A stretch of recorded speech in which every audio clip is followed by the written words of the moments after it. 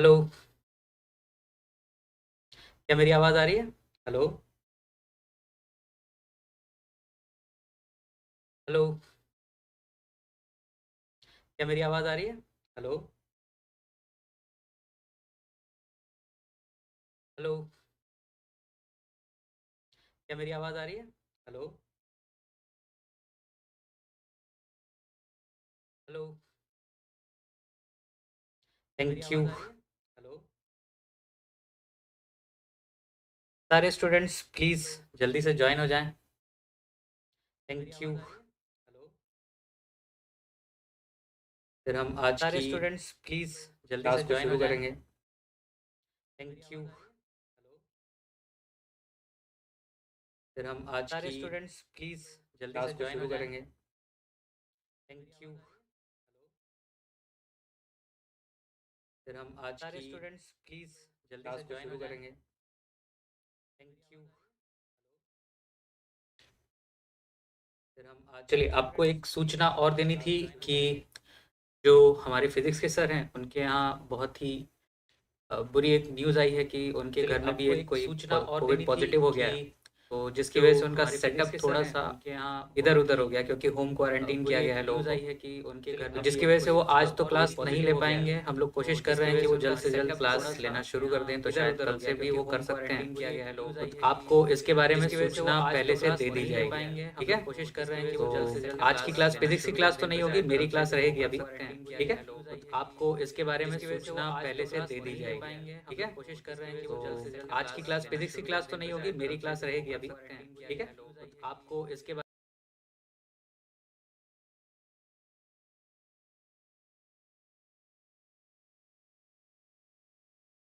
चलिए शुरू करते हैं आज की class. Very good afternoon to all of you, है ना? तो हमने लास्ट क्लास तक मोल कंसेप्ट के बहुत सारे कंसेप्ट हमने समझ लिए थे, कर लिए थे, और उनको उनके बारे में जो क्वेश्चंस थे वो हमने आपको असाइनमेंट के रूप में दे रखे हैं। तो आई होप कि आप असाइनमेंट कर रहे होंगे। सर, लास्ट वाले क्वेश्चन में कॉर्नर होगा क्या? लास्ट वाले क्वेश्चन में कॉर्नर, चलिए देखेंगे कौन सा क्वेश्चन होगा, वो आप हमें व्हाट्सएप पे बताइएगा। ठीक है? तो हम उम्मीद कर रहे हैं कि आप लोग असाइनमेंट कर रहे होंगे और बहुत आराम से हो रहा होगा, आपसे सारे क्वेश्चंस आराम से हो रहे होंगे, कोई दिक्कत आपको ज़्यादा आ नहीं रही होगी इस समय, है ना? तो लास्ट चैप्टर हमारा मोल कंसेप्ट जो था वो फिनिश हो गया है, ज़्यादा कुछ अब उसमें रहा नहीं।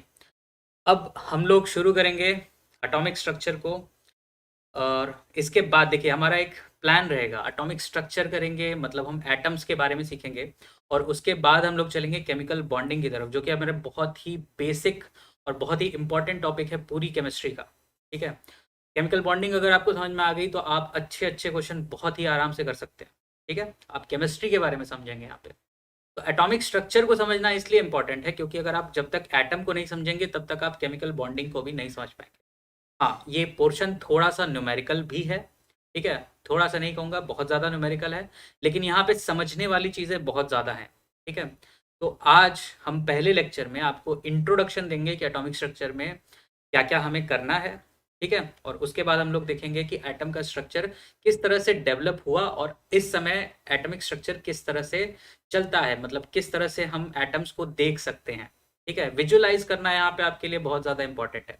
अगर आप विजुअलाइज नहीं कर पा रहे हैं तो आप थोड़ी सी दिक्कत में आ सकते हैं। यहाँ पे विजुअलाइजेशन का बहुत बड़ा एक इम्पॉर्टेंट रोल है यहाँ पे।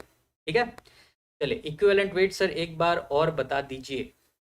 ठीक है? आपके जो डाउट्स हैं वो आप हमें अलग से भेजिएगा। ठीक है? लाइव लेक्चर्स में हम लोग जो लेक्चर चल रहे हैं उनको हम लोग पूरा करेंगे। ठीक है? इक्विवेलेंट वेट फिर से हम लोग कर लेंगे, कोई दिक्कत नहीं है उसमें। ठीक है? तो आपको जो भी डाउट आता है वो आप हम लोग से डायरेक्ट पूछ सकते हैं। ठीक? ऐसे मत, लाइव लेक्चर के अंदर वो डाउट मत पूछिए। जो लेक्चर चल रहा है उसके रिगार्डिंग अगर आपको डाउट है तो आप चैट में लिख दीजिए, बिल्कुल आपको तुरंत बता दिया जाएगा। क्लियर है? ठीक है? चलिए, तो हमारा जो आज का टॉपिक है दैट इज एटॉमिक स्ट्रक्चर, और इसमें हमें क्या क्या चीज़ें पढ़नी है। ठीक है? तो सबसे पहले जो चीज़ हमें पढ़नी होगी that is regarding the discoveries of सब एटॉमिक पार्टिकल्स। ठीक है? जैसे कि एग्जाम्पल इसके क्या है हमारे, प्रोटॉन हो गया, ठीक है, न्यूट्रॉन हो गया, इलेक्ट्रॉन हो गया, ठीक। ये किस तरह से डिस्कवर किए गए, जाहिर सी बात है सबको पहले से तो पता नहीं होगा कि प्रोटॉन है, न्यूट्रॉन है, इलेक्ट्रॉन है, तो कैसे था, क्यों था, ठीक है। चलिए, very good evening, very good evening. चलिए, पहली चीज़ तो हमें यही पढ़नी है कि डिस्कवरीज ऑफ सब एटॉमिक पार्टिकल्स, ठीक है। दूसरी चीज़ जो हमें पढ़नी होगी, डिस्कवरी हो गई, अब उनकी कैरेक्टरिस्टिक्स,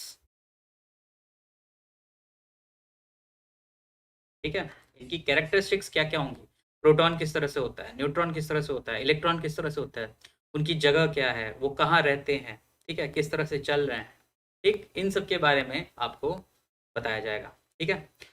थर्ड चीज़, इन सबको मिला के, ठीक है, हमें देखना होगा एटम्स के बारे में, ठीक है, लेकिन ये थोड़ा बाद में आएगा, ठीक है। इसके पहले हम कई सारी बातें करेंगे, लेकिन किसके रिगार्डिंग करेंगे, तो याद रखिए, डिफरेंट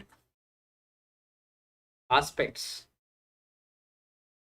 ऑफ इलेक्ट्रॉन्स, ठीक है। इलेक्ट्रॉन के बारे में हम लोग बहुत ज़्यादा बातें करने वाले हैं इस चैप्टर में, ठीक है। इलेक्ट्रॉन ने ऐसा किया, इलेक्ट्रॉन ने वैसा किया, इसको इलेक्ट्रॉन को इतना दिया गया तो ये क्या करेगा, ठीक है, अगर उससे इतना लिया गया तो ये क्या करेगा, ठीक है। अलग अलग चीज़ें जो वो ड्रॉ करता है, जो हमारे लिए इंपॉर्टेंट है, हमें इंफॉर्मेशन देता है, उनके बारे में देखेंगे, ठीक है। तो इलेक्ट्रॉन्स किस तरह से काम करते हैं विद इन द एटम, उसके बारे में हमें ज़्यादा पढ़ना है यहाँ पे, ठीक है। Good evening, good evening, good evening, कोई दिक्कत नहीं, ठीक है। चलिए, डिफरेंट एस्पेक्ट्स ऑफ इलेक्ट्रॉन, ये भी हम लोग कवर करने वाले हैं, ठीक है। इसके बाद हम लोग बहुत सारे इफेक्ट्स पढ़ने वाले हैं, ठीक है। इफेक्ट्स जैसे कि हमारा स्पेक्ट्रोमेट्री वाला इफेक्ट, ठीक है, बहुत सारे हैं, ठीक है। तो उसमें बहुत सारे इफेक्ट आपको दिखाई देंगे, बहुत सारे एक्सपेरिमेंट्स दिखाई देंगे, ठीक है, जैसे कि मिलिकन एक्सपेरिमेंट, ठीक है, जे थॉमसन एक्सपेरिमेंट, ठीक है। इसके अलावा जब हम आएंगे, इसके बाद हम लोग पढ़ेंगे एटॉमिक मॉडल्स के बारे में, ठीक है। एटम के क्या कौन कौन से मॉडल थे, किसने किसने प्रपोज किया था, क्या क्या दिया, ठीक है। और उसके बाद हम लोग चलेंगे किस पे, क्वांटम, क्वांटम मॉडल पे, ठीक है। और क्वांटम मॉडल करने के बाद हम लोग सीखेंगे क्वांटम नंबर के बारे में, ठीक। और ये बहुत ही इंपॉर्टेंट टॉपिक है, क्वांटम नंबर और क्वांटम मॉडल, ठीक है, एटॉमिक मॉडल, ये सारे के सारे बहुत ही इंपॉर्टेंट, वेरी इंपॉर्टेंट टॉपिक्स हैं, ठीक है। इन टॉपिक्स पे बहुत ज़्यादा ध्यान दीजिएगा, ठीक। अच्छा, यहाँ पे एक चीज़ जो मैं आपको क्लियर करना चाहता हूँ वो ये है कि इस पूरे टॉपिक के दौरान बहुत सारी न्यूमेरिकल वैल्यूज सामने आएंगे हमारे, ठीक है। तो you have to remember, you have to remember many numerical values, ठीक है। और यहाँ पे कैलकुलेशंस थोड़ी सी हार्ड होने वाली हैं, तो जो हमने कहा था आपसे कि आप टेबल थोड़ा याद करिए, ठीक है, क्लास में भी हम लोगों को बहुत समझाया गया है, ठीक, वो यहाँ पे काम आने वाला है, ठीक है। चलिए, गुड इवनिंग सबको, गुड इवनिंग, बहुत बहुत। चलिए, तो आज की जो क्लास होगी वो होगी हमारी डिस्कवरीज ऑफ सब एटॉमिक पार्टिकल्स, और बेसिकली हम लोग इलेक्ट्रॉन के बारे में जो डिस्कवरीज हुई हैं और उसके बाद जो उन एक्सपेरिमेंट्स का रिजल्ट्स था, उसकी उसके बेसिस पे जो कैरेक्टरिस्टिक्स सामने आई हमारे, उनके बारे में हम लोग बात करने वाले हैं आज यहाँ पे, ठीक है। चलिए, तो कॉपी पेन निकाल लीजिए और नोट करना शुरू करिएगा, ठीक है ना। बिना नोट किए, बिना, देखिए हम लोग साथ साथ कैलकुलेशन करेंगे, ठीक है, आप नोट भी करते चलिएगा और कैलकुलेशन भी करते चलिएगा, ताकि आपके लिए चीज़ें बहुत ही आसान हो जाएं और हमारे लिए भी आपके लिए समझाना आसान हो जाए, ठीक है। तो सबसे पहली चीज़ कि हम लोग एटॉमिक स्ट्रक्चर से क्या समझते हैं, ठीक है, इंट्रोडक्शन, इंट्रोडक्शन है इसका, एटॉमिक स्ट्रक्चर का। तो इट एक्सप्लेन, ठीक है, एक्सप्लेन्स बिहेवियर ऑफ सब atomic particles and their position within the electron. ठीक है, क्लियर? क्या बताता है ये? बिहेवियर के बारे में बताएगा। किसके? तो सब एटॉमिक पार्टिकल्स के। ठीक है, और क्या बताएगा? उनकी पोजीशन के बारे में। किसके? किसके अंदर? With in the electron, sorry electron नहीं, एटम, माय बैड, इलेक्ट्रॉन नहीं, एटम। ठीक, क्या बताएगा? बिहेवियर बताएगा। किसका? सब एटॉमिक पार्टिकल्स का, और उनकी पोजीशन बताएगा एटम के अंदर। ठीक है, इससे क्या क्या निकल के सामने आएगा, ठीक है, वो हमें देखना है, और वही सबसे ज़्यादा इंपॉर्टेंट है। बहुत ही कंसेप्चुअल कॉन्सेप्ट यहाँ पे आएंगे, बहुत ही कंसेप्चुअल क्वेश्चंस बनेंगे यहाँ पे। ठीक है, और आपसे एग्जामिनेशंस में बहुत ज़्यादा ये पूछे भी जाते हैं। ठीक है, तो कई बार स्टूडेंट्स इनको गलत कर देते हैं, तो प्लीज़ यहाँ पे बहुत ज़्यादा ध्यान दीजिएगा। ठीक है, चलिए तो शुरू करते हैं। सबसे पहला चीज़ जो हमें बताना है, दैट इज कौन कौन से सब एटॉमिक पार्टिकल्स होते हैं। ठीक है, तो सब एटॉमिक पार्टिकल्स, सब एटॉमिक पार्टिकल्स के 3 रूप हैं। ठीक है, पहला है इलेक्ट्रॉन, सबका फेवरेट है ये। फिर हमारा प्रोटॉन, फिर आता है हमारा न्यूट्रॉन। ठीक है, Heer Verma, good afternoon, good afternoon, very good afternoon. चलिए, इलेक्ट्रॉन, तो इनको डिनोट किस तरह से किया जाता है, सबसे पहले वो सीखिए। ठीक है, याद रखिए, इसको हम लोग लिखेंगे, इलेक्ट्रॉन को लिखेंगे ई, ठीक है, प्रोटॉन को लिखेंगे पी, और न्यूट्रॉन को लिखेंगे एन। ठीक है, क्लियर? इतना समझ में आ गया? अब देखिए, ऊपर की एक संख्या लिखेंगे और नीचे एक संख्या लिखने वाले हैं। ठीक है, तो ऊपर जो संख्या होगी उसका मास होगा। जैसे इलेक्ट्रॉन का मास हम लोग कितना लेते हैं, याद करिए, हम लोग मोल कंसेप्ट समझ रहे थे, तो उसमें हम लोग ने देखा था कि इलेक्ट्रॉन का मास जो होता है वो एएमयू में नेग्लिजिबल आता है in comparison to proton and neutron, है ना। तो इसको हम लोग क्या लिखेंगे? 0। इस पे चार्ज कितना होता है? इस पे चार्ज होता है -1 का, है ना। ई, अगर ऊपर हमने 0 लिखा है, -1 नीचे लिखा है, इसका मतलब हम किसकी बात कर रहे हैं? हम लोग बात कर रहे हैं इलेक्ट्रॉन की। ठीक है, सिमिलरली प्रोटॉन का अगर हम देखेंगे, तो प्रोटॉन का मास कितना आता था? 1, है ना, 1 एमयू होता है। चार्ज कितना होता है? +1 होता है, तो उसको हम लोग 1 लिख सकते हैं, है ना। न्यूट्रॉन में अगर हम देखेंगे, तो एएमयू में मास तो होता है इसका 1, लेकिन इस पर कोई चार्ज नहीं होता है, तो इसको हम लोग क्या लिखेंगे? 6। ठीक है, अगर ऐसे समझना है तो ये होता है हमारा मास, ऊपर वाला जो नंबर है वो मास, और ये वाला नंबर जो है वो चार्ज है। ठीक है, तो अगर इस रूप से दिखाया जा रहा है, इसका मतलब हम लोग इलेक्ट्रॉन की बात कर रहे हैं। अगर इस रूप में लिखा है, तो यानी कि हम लोग प्रोटॉन की बात कर रहे हैं। और अगर इस रूप में लिखा है, इसका मतलब हम लोग न्यूट्रॉन की बात कर रहे हैं। ठीक है, यहाँ पे ये जो चीज़ें हैं, ये आपकी काम आएंगी आपकी जब रेडियो एक्टिविटी वाला लेक्चर शुरू होंगे। ठीक है, तो इनको प्लीज़ थोड़ा सा याद रखें, ताकि आपको वहाँ पे कोई दिक्कत ना हो। ठीक है, क्लियर?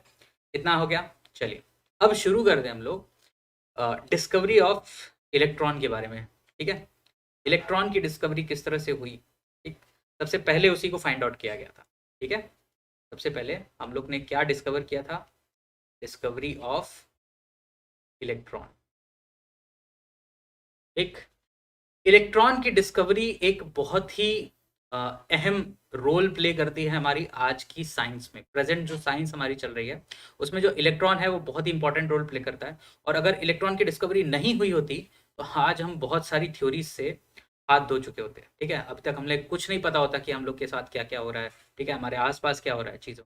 ठीक है, तो इलेक्ट्रॉन की डिस्कवरी, तो सबसे पहली चीज़, ठीक है, इलेक्ट्रॉन की डिस्कवरी एकदम से नहीं हुई। ठीक है, इसको बहुत साल लगे, और बहुत लोगों ने एक ही एक्सपेरिमेंट किया, कई बार किया, तब जाके इलेक्ट्रॉन की डिस्कवरी हुई। ठीक है, इलेक्ट्रॉन जो वर्ड है ना, इलेक्ट्रॉन जो वर्ड है वो आता है इलेक्ट्रिसिटी से डिराइव्ड है।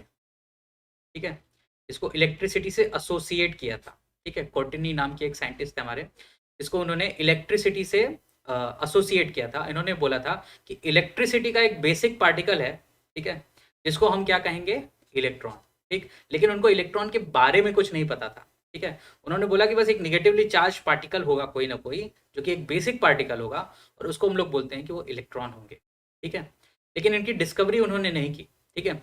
इनकी डिस्कवरी का जो श्रेय है वो जाता है हमारे बहुत ही बढ़िया साइंटिस्ट थे हमारे जे थॉमसन सर, ठीक है, जे थॉमसन सर।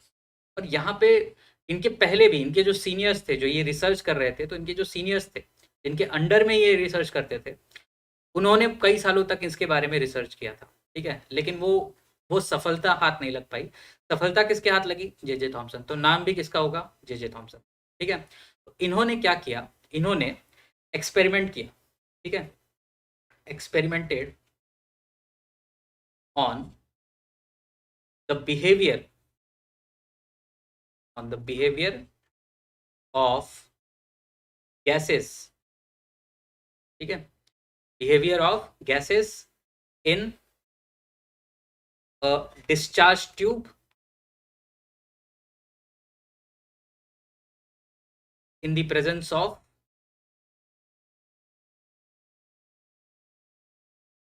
इलेक्ट्रिसिटी, ठीक है, या हाई वोल्टेज करंट, ठीक है, आप किसी भी रूप में इसको बोल सकते हैं। समझने की कोशिश करिए कि ये क्या कहना चाह रहा है, ठीक है। एक्सपेरिमेंट किया इन्होंने किसके बारे में? बिहेवियर, किसकी? गैसेस की बिहेवियर, ठीक है, किसमें? डिस्चार्ज ट्यूब में, ठीक है, किसकी प्रेजेंस में? तो इलेक्ट्रिसिटी की प्रेजेंस में, ठीक है। ये सब कीवर्ड्स हैं। क्या किया उन्होंने? बिहेवियर को देखा। किसके? तो गैसेस की बिहेवियर को देखा, ठीक है, ना ही लिक्विड ना ही सॉलिड, ठीक, सिर्फ गैसेस की बिहेवियर।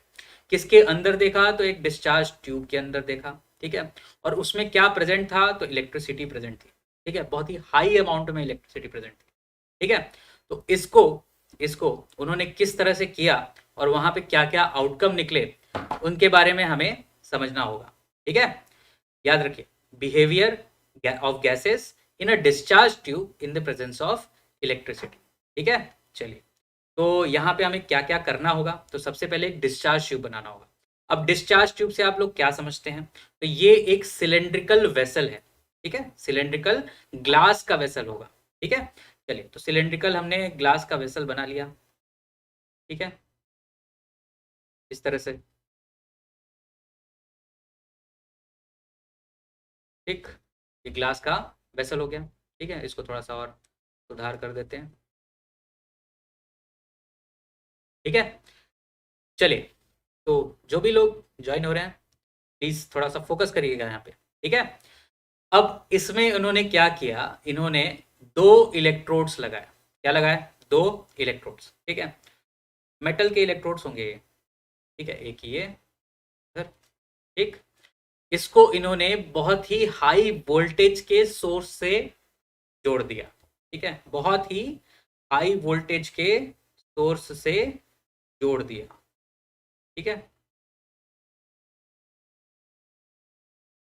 और दोनों तरफ से इसको कनेक्ट कर दिया, ठीक है। तो ये देखिए, ये नेगेटिव पार्ट होता है और ये हमारा पॉजिटिव होता है, ये आप फिजिक्स में पढ़ेंगे, ठीक है। तो नेगेटिव से जुड़ा तो ये क्या बन गया? हमारा कैथोड बन गया, ठीक। ये पॉजिटिव से जुड़ा तो ये क्या बन गया? हमारा एनोड वाला हिस्सा बन गया, ठीक है। अब इस सिलेंड्रिकल वेसल के अंदर यानी कि डिस्चार्ज ट्यूब के अंदर क्या प्रेजेंट था? तो इसके अंदर प्रेजेंट था गैस, ठीक है। उस जमाने में हाइड्रोजन गैस जो थी वो बहुत ज्यादा पॉपुलर थी, ठीक है। तो यहाँ पे बेसिकली क्या है? हमारी H2 गैस है के अंदर, ठीक है। अच्छा, यहाँ पे बहुत ही लो प्रेशर मेंटेन किया गया। कैसे मेंटेन किया गया? यहाँ पे वैक्यूम लगा दिया गया, ठीक है, वैक्यूम। इसकी वजह से क्या हुआ? Pressure is very low, pressure inside vessel is very low, ठीक है। सर, थॉमसन एक्सपेरिमेंट में गैसेस इलेक्ट्रिसिटी कंडक्ट कर सकते हैं क्या? सर नहीं, कंडक्शन यहाँ पे नहीं होगा, ठीक है, कंडक्शन नहीं। पहले तो पूरा समझ लीजिए, पूरा एक्सपेरिमेंटल सेटअप समझिए और उसके बाद समझिए कि यहाँ पे क्या क्या हुआ था, ठीक है। अभी बहुत सारा एक्सप्लेनेशन है यहाँ पे, ठीक है। चलिए, तो pressure inside vessel is very low, ठीक। अब जब प्रेशर लो हो गया और इलेक्ट्रिसिटी बहुत ही हाई अमाउंट का, ठीक है, तो यहाँ पे दोनों का ऑर्डर भी समझ लीजिए कितना होगा। यहाँ पे जो वोल्टेज लगाया गया था that is around 10⁴ volt, around, ठीक है, इससे ज्यादा भी हो सकता है, ठीक है।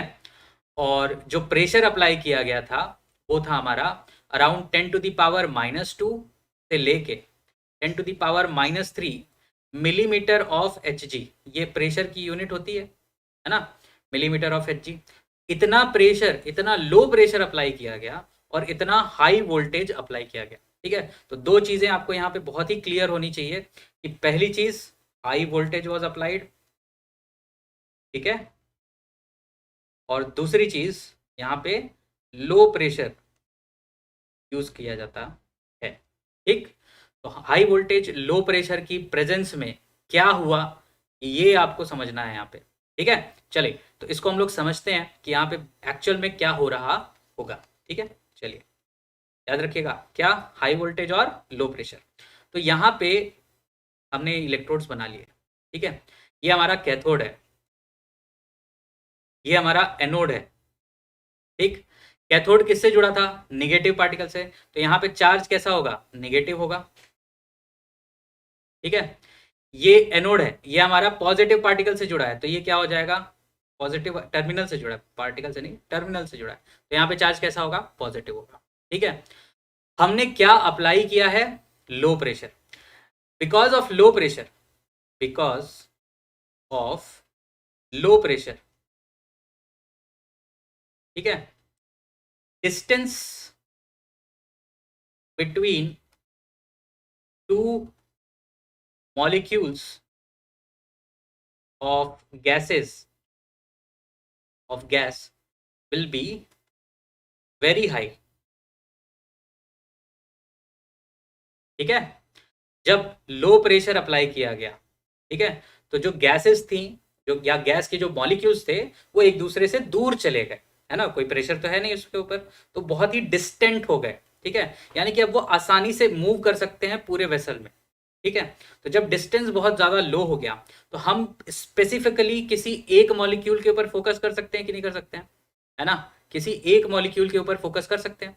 तो फोकस हमने किया तो हमने बोला कि यहाँ पे हमने क्या लिया था, याद करिए, H2 गैस ले रखी है अभी, जे थॉमसन सर ने क्या ले रखा है, H2 की गैस। ठीक है, तो H2 के अंदर क्या होगा, एक हाइड्रोजन एटम होगा, है ना, हाइड्रोजन एटम, दो हाइड्रोजन एटम्स होंगे उसके अंदर, एक हाइड्रोजन एटम हम दिखाते हैं यहाँ पे आपको। तो यहाँ पे क्या होगा, एक हमारा हाइड्रोजन एटम का न्यूक्लियस होगा और उसके साथ साथ हमारा एक ऑर्बिट में एक इलेक्ट्रॉन होगा, बस, है ना।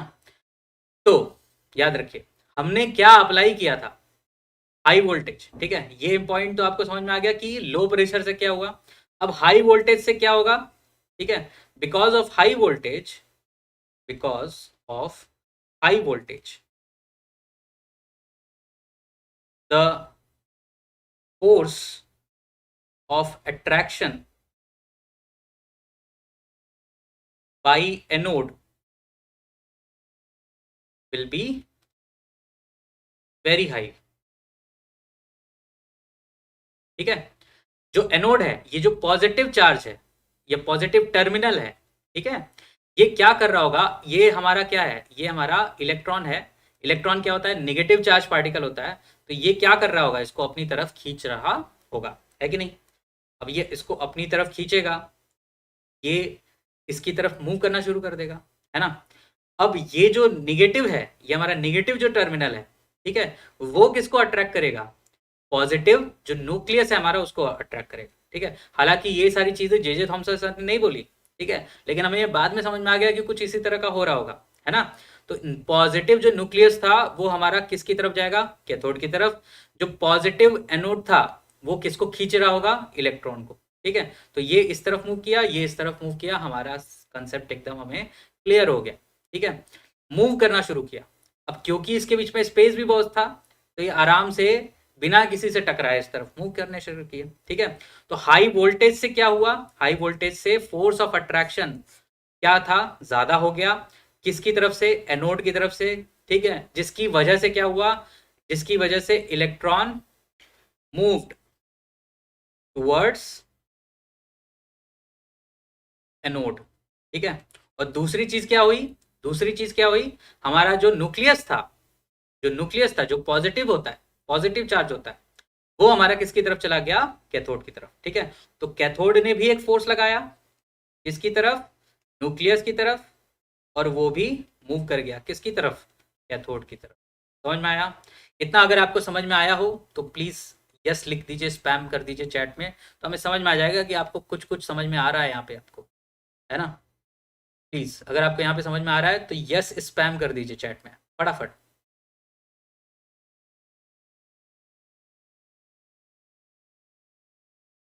जल्दी जल्दी, चलिए बहुत बढ़िया, एक को तो आ गया, बहुत बढ़िया।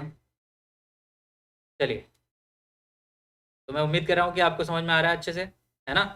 चलिए, तो दो चीज़ें आपको समझ में आ गई, low pressure high voltage. Low pressure क्यों अप्लाई किया गया, ताकि गैसेस के जो मॉलिक्यूल्स हैं उनके बीच का डिस्टेंस हम बढ़ा सकें, ठीक है। और वोल्टेज क्यों अप्लाई किया गया हाई, ताकि फोर्स ऑफ अट्रैक्शन बढ़ाया जा सके, किसके बीच में, एनोड और इलेक्ट्रॉन के बीच में, और हमारा जो पॉजिटिव न्यूक्लियस होता है और कैथोड के बीच में, ठीक है। जिसकी वजह से क्या होगा, ये मूव कर जाएंगे एक दूसरे की तरफ, मूव कर जाएंगे। क्लियर है? चलिए, तो यहाँ पे फिर से बनाते हैं इस डायग्राम को, ठीक है, तो आपको पूरा समझ में आ जाएगा वापस से। ये हमारा नेगेटिव चार्ज, ठीक, ये हमारा पॉजिटिव चार्ज, ठीक, और बीच में हमारा ये पॉजिटिवली चार्ज न्यूक्लियस, और ये हमारा इलेक्ट्रॉन। अब ये इलेक्ट्रॉन इस तरफ मूव किया, ठीक है। अब कई सारे इलेक्ट्रॉन्स होंगे जो कि इस तरफ मूव किए होंगे, है कि नहीं, और कई सारे न्यूक्लियस भी होंगे जो इस तरफ मूव किए होंगे। ये भी आपको समझ में आ गया। तो उन्होंने क्या किया, हमें किस तरह से दिखाई दिया वो समझिए, ठीक है। इन्होंने क्या किया, इन्होंने क्या ले रखा था, एक सिलेंड्रिकल वेसल ले रखा था, डिस्चार्ज ट्यूब जिसको हमने नाम दिया, ठीक है। और यहाँ पे हमने क्या लगा रखा था, इलेक्ट्रोड दो, ठीक। और इनको हमने क्या कर दिया था, कनेक्ट कर दिया था किससे, तो हाई वोल्टेज के सोर्स से, जिसकी वजह से क्या हुआ, गैसेज आयोनाइज हो गई। क्या हो गई, तो सर न्यूक्लियस और इलेक्ट्रॉन दोनों कैसे मूव किया, अलग अलग अलग अलग, ठीक है। देखिए यहाँ पे क्या हुआ, यहाँ पे हुआ ionisation of gas, ionisation of gas, ठीक है। जो गैस का मॉलिक्यूल था वो आयनाइज कर गया, क्यों, क्योंकि उसका इलेक्ट्रॉन लीव कर गया, है ना। इलेक्ट्रॉन जो है उसका लीव कर गया, जब इलेक्ट्रॉन लीव कर गया न्यूक्लियस बच गया, इसका मतलब क्या हुआ, यहाँ पे गैस जो थी वो आयोनाइज हो गई, ठीक है। और आयंस में क्या होता है, जो पॉजिटिव आयन होगा वो निगेटिव निगेटिव इलेक्ट्रोड की तरफ मूव कर जाएगा, और जो इलेक्ट्रॉन जो निकल गया आया था वो हमारा पॉजिटिव टर्मिनल की तरफ मूव कर जाएगा। क्लियर है? तो यहाँ पे क्या हुआ है, फेनोमेना क्या हुआ है, आयनाइजेशन ऑफ गैस, ठीक, गैस आयनाइज हो गई। अब जब गैस आयनाइज हुई, ठीक है, तो हमारी जो पॉजिटिव गैस थी, जो आयन के रूप में गैस थी, ठीक है, वो किस तरफ चली, जो गैस थी वो किस तरफ चली, इस तरफ चली, है ना, पॉजिटिव गैस, ठीक। और जो निगेटिव इलेक्ट्रॉन्स था वो किस तरफ गया, इस तरफ गया, ठीक है। क्या यहां पे हमने कुछ किया, नहीं, हमने यहां पे कुछ नहीं किया था, ठीक है। ये जो थी ये बाद में डिटेक्ट की गई, ठीक है, लेकिन इसको जे थॉमसन ने डिटेक्ट कर लिया था इसको, ठीक है। कैसे डिटेक्ट किया वो भी समझिए। इन्होंने क्या किया, इलेक्ट्रोड के पीछे एक जिंक सल्फाइड की कोटिंग कर दी थी। किसकी कोटिंग कर दी थी, जिंक सल्फाइड की, ठीक है। ये किस तरह का मटेरियल होता है, ये होता है फ्लोरोसेंट मटेरियल, ठीक है, फ्लोरोसेंट मटेरियल है ये। इसका मतलब क्या है कि जब भी कोई चार्ज पार्टिकल इस पे हिट करेगा तो वहां पे एक ब्राइट स्पॉट बनेगा, ठीक है। Whenever whenever a charged particle whenever a charged particle hit the screen, it will produce a bright spot, ठीक है। एक ब्राइट स्पॉट डेवलप होता है और एक चमकीला चमक दिखाई देता है। जैसे आप लोग टीवी देखते हैं ना, तो पुराने जमाने में एक टीवी आता था जिसको हम लोग कहते थे सीआरटी, ठीक है, एक सिलेंड्रिकल बड़ा सा टीवी आता था, ठीक है। उस टीवी में भी यही टेक्नोलॉजी बेसिकली यूज की जाती थी, ठीक। उसमें क्या करते थे, गैस चैम्बर में हम लोग जो वोल्टेज था वो अप्लाई करते थे, उसके हिसाब से वो स्क्रीन पे कलर्स जो थे वो दिखाई देते थे आपको। ठीक है, चलिए वो तो हमारे कोर्स में नहीं है। हमारे कोर्स में क्या है, यहाँ पे इलेक्ट्रॉन टकराया, इलेक्ट्रॉन किससे टकराएगा, इस स्क्रीन से टकराएगा। ठीक है, और इस स्क्रीन पे हमने क्या लगा रखा है, जिंक सल्फाइड। तो जब भी चार्ज पार्टिकल उस पर टकराता था तो वहां पे एक चमक उठती थी, जैसे जुगनू नहीं चमकता वैसे ही चमकता था। ठीक है, तो जब बहुत ज्यादा जुगनू जो है वो हमें चमकते हुए दिखाई देंगे तो हम मान लेंगे कि यहाँ पे कोई चार्ज पार्टिकल जरूर टकराया था। ठीक है, अब इस चार्ज पार्टिकल को, ठीक है, उन्होंने बोला कि एक चार्ज पार्टिकल की बहुत ज्यादा हवा चल रही है, एक रे चल रही है। ठीक है, जो कि टकरा रही है बार बार इस स्क्रीन से। ठीक है, तो इसको इसको उन्होंने बोला कि ये क्या है, कैथोड रे है। क्या है ये, कैथोड रे। ये टर्म किसने दिया था, ये टर्म दिया था जे थॉमसन सर ने। ठीक है, ये टर्म दिया गया है जे थॉमसन सर ने। क्या दिया था, कैथोड रे, क्योंकि ये क्या थी, बहुत सारे इलेक्ट्रॉन्स जो थे वो इस स्क्रीन की तरफ बार बार बढ़ रहे थे, है ना, एक रे के रूप में। ठीक, फोकस थे बहुत ज्यादा हाई एनर्जी के पार्टिकल्स। तो सबसे पहली चीज उन्होंने ये बोली कि ये क्या है, कैथोड रे। क्यों, क्योंकि ये किसकी तरफ से आ रहे हैं, कैथोड की तरफ से आ रहे हैं। ठीक है, तो इसलिए उन्होंने बोला कि ये क्या है, कैथोड रे। क्लियर, समझ में आया। तो सर वो प्रोटॉन भी तो हो सकता है, वो भी तो चार्ज होता है, लेकिन पॉजिटिव की तरफ थोड़ी ना प्रोटॉन बढ़ेगा, है ना। पॉजिटिव वाला जो पार्टिकल है वो निगेटिव की तरफ जाएगा।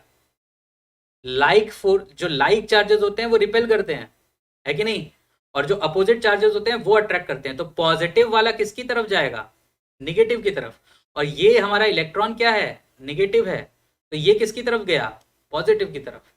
ठीक है, समझने की कोशिश करो यहाँ पे। ठीक, प्रोटॉन जो है वो मूव किया है, बिल्कुल मूव किया है, हम ये थोड़ी ना कह रहे हैं कि नहीं किया, बिल्कुल मूव किया, लेकिन उसको डिटेक्ट नहीं किया था जे थॉमसन सर ने। ठीक है, डिटेक्ट इसको बाद में किया गया था, जिसको बाद में हम लोगों ने उसको कनाल रेज और एनोड रेज के बारे में बोला गया था। ठीक है, तो वो सारी चीजें बाद में, अभी हम लोग इलेक्ट्रॉन के बारे में पढ़ रहे हैं तो पहले इलेक्ट्रॉन पे फोकस करते हैं हम लोग। ठीक है, तो इलेक्ट्रॉन को सबसे पहले डिस्कवरी की गई और किस तरह से की गई हम लोग वो सीख रहे हैं अभी।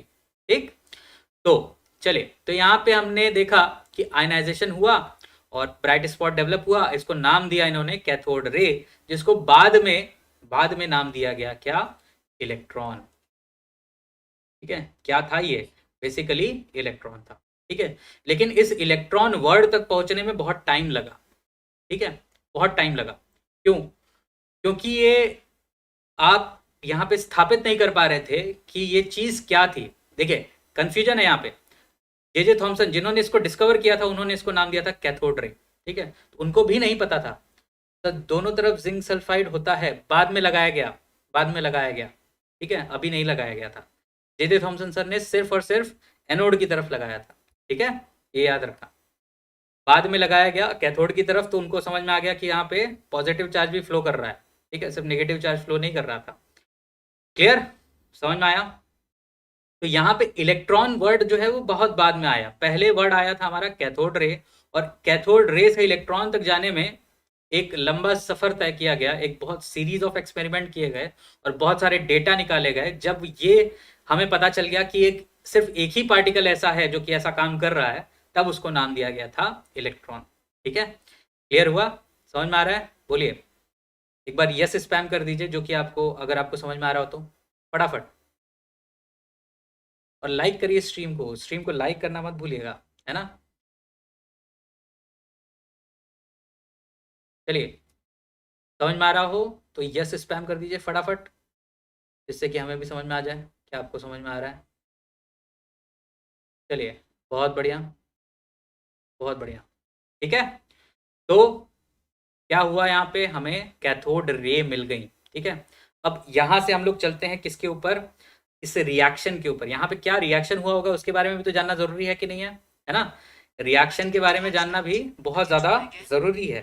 ठीक है, तो रिएक्शन क्या हुआ होगा, हमने क्या लिया था, H2 गैस ली थी, है ना, H2 गैस लिया। चलिए, बहुत बढ़िया, समझ में आ गया। चलिए, हमने लिया है H2 गैस। ठीक है, इसको हम लोग अलग तरीके से भी दिखा सकते हैं, एक ही साथ भी दिखा सकते हैं। ठीक है, तो जो बेसिक रिएक्शन है वो ये है कि H2 जो है वो आयनाइज हो गया और 2H+ बना दिया। ठीक है, और साथ में कितना इलेक्ट्रॉन निकला होगा, 2 इलेक्ट्रॉन निकला होगा। ठीक है, ये हमारा बेसिक सा एक रिएक्शन है। ठीक है, अगर इसको हमें देखना होगा कि किस तरह से हुआ होगा, तो देखिए H2 गैस ये आयनाइज हुआ होगा H2 प्लस में। ठीक सर, कॉर्नर पे मत लिखिए, कॉर्नर पे नहीं लिख रहे हैं, कॉर्नर पे लिख रहे हैं क्या?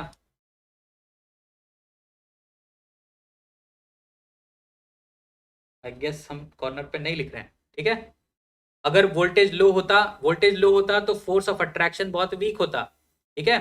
फोर्स ऑफ अट्रैक्शन बहुत वीक होता तो शायद वो आयनाइज नहीं कर पाता, ठीक है। आयनाइज आयनाइज करने के लिए यहाँ पे काम किया गया था, ठीक है। चलिए H2 ये आयनाइज होगा किसमें, H2 में प्लस चार्ज आएगा और यहाँ पे क्या रिलीज होगा, एक इलेक्ट्रॉन, ठीक है। और फिर ये H2 फिर से आयनाइज होगा तो ये क्या बना देगा, 2H प्लस, ठीक है। दोनों हाइड्रोजन एटम जो है वो अलग अलग हो जाएंगे और यहाँ पे एक इलेक्ट्रॉन और निकल आएगा, ठीक है। अगर हम इसको ऐड करते हैं इस रिएक्शन को तो ये और ये कैंसिल हो जाएगा। अगर हम देखें यहाँ पे तो ये हो जाएगा H2 gives 2H plus plus 2 electron, ठीक है। नहीं सर, हाँ ठीक है, नहीं होता, कॉर्नर पे नहीं लिख रहे हम, ठीक है। H2 ने क्या दिया हमें, 2 H प्लस के आयंस दिए, ठीक है, और 2 इलेक्ट्रॉन दिए, ठीक। तो ये इलेक्ट्रॉन थे, ये किसकी खोज थी, ये जे थॉमसन सर की थी। ये जो H प्लस वाला था ये बाद में आया था, ठीक है। इनकी कैरेक्टरिस्टिक भी थोड़ी सी अलग है, तो इनको हम लोग बाद में पढ़ेंगे। पहले हम लोग को किसके बारे में पढ़ना है, इलेक्ट्रॉन के बारे में पढ़ना है यहाँ पे, ठीक है। कोई दिक्कत यहाँ पे, यहाँ तक किसी को, उम्मीद करता हूँ कोई दिक्कत नहीं आ रही होगी, ठीक है। तो यहाँ पे इन्होंने क्या सीखा है, इलेक्ट्रिकल डिस्चार्ज के बारे में सीखा, ठीक है। ये क्या हुआ है यहाँ पे हुआ है इलेक्ट्रिकल डिस्चार्ज, ठीक। किसका किसका, when gases were put under low pressure and high voltage condition, ठीक है। जब भी किसी गैस को लो प्रेशर और हाई वोल्टेज के कंडीशन में डाला जाएगा तो उस समय जो इलेक्ट्रिकल डिस्चार्ज हुआ उसके बारे में हमने सीखा यहाँ पे, ठीक है।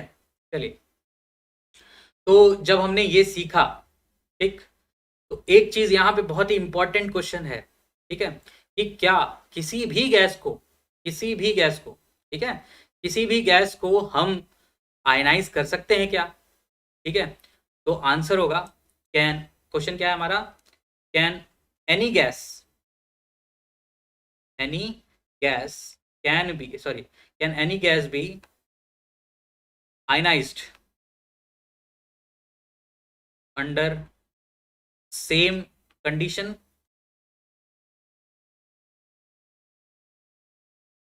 ठीक है। सर जो आप प्रोटॉन एंड इलेक्ट्रॉन का चार्ज और मास बताए हैं वो रिलेटिव है ना, बिल्कुल, एएमयू में तो रिलेटिव ही होता है, ठीक है, रिलेटिव, ठीक। Can any gas be ionise under same condition, ठीक है, तो इसका आंसर है यस, ठीक है। हालांकि प्रेशर उससे लो भी हो सकता है, उससे थोड़ा सा ज़्यादा भी हो सकता है। हमने प्रेशर क्या दे रखा था, प्रेशर दिया था 10⁻⁻2 से लेकर 10⁻3 मिलीमीटर Hg, है ना। और वोल्टेज लिया था हमने कितना, 10⁴ वोल्ट, ठीक है। प्रेशर हमारा इतना था 10⁻⁻2 से लेकर 10⁻3, वोल्टेज था हमारा 10⁴ वोल्ट, ठीक है। तो कभी कभी हाई वोल्टेज की कंडीशन में यहाँ पे क्या हो जाएगा, 10⁵ वोल्ट हो जाएगा, 10⁶ वोल्ट हो जाएगा। लेकिन क्या वोल्टेज लो हो जाएगा, नहीं, लो वोल्टेज नहीं होगा, यहाँ क्या है, हाई वोल्टेज, ठीक है। क्या है यहाँ पे, हाई वोल्टेज, ठीक है। प्रेशर क्या है, लो प्रेशर, ठीक है। तो अगर हम ऐसी ही सेम कंडीशंस को मेंटेन करके चल रहे हैं तो हर गैस को हम आयनाइज कर सकते हैं।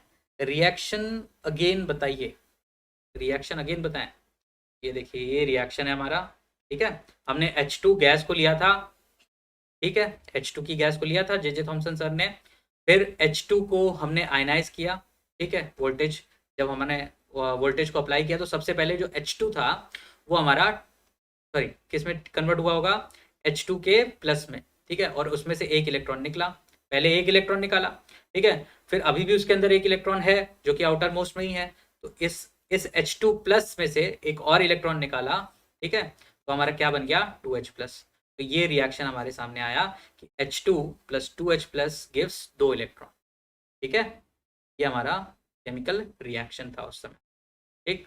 चलिए, तो जब हमने एक बात कर ली यहाँ पे कि क्या सभी गैसेस के लिए, क्या सभी गैसेस को हम सेम कंडीशन में आयनाइज कर सकते हैं, तो हमने कहा हाँ बिल्कुल कर सकते हैं। सर थोड़ा धीरे स्क्रॉल कीजिए, नोट भी नहीं कर रहे हैं। ठीक है भाई, ये लो, नोट कर लो आराम से, ठीक है, नोट कर लो, आराम से नोट करो, कोई दिक्कत नहीं है।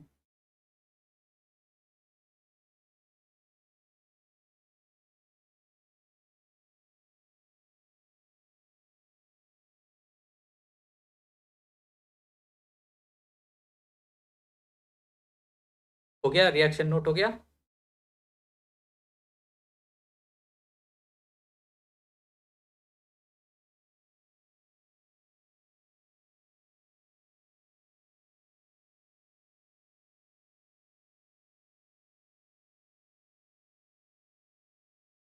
हो गया, चलिए, ये भी नोट हो गया होगा क्वेश्चन जो हमने दिया, ठीक है।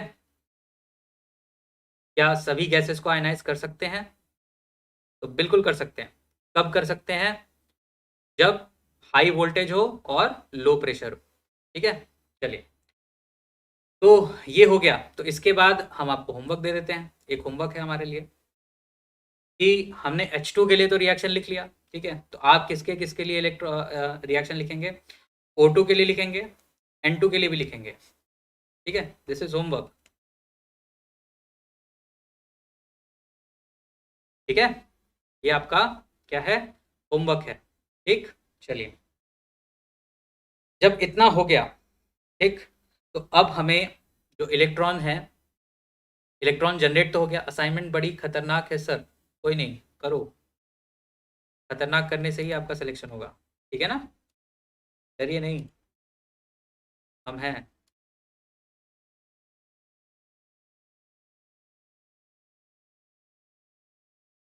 O2 और N2 का आपको रिएक्शन लिखना होगा, ठीक।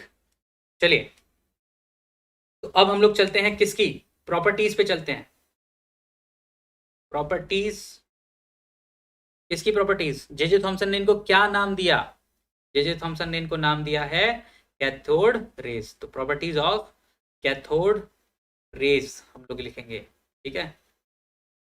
चलिए, ठीक, तो सबसे पहली कैरेक्टरिस्टिक जो हमें समझ में आ रही होगी वो ये है कि इट स्टार्ट्स फ्रॉम,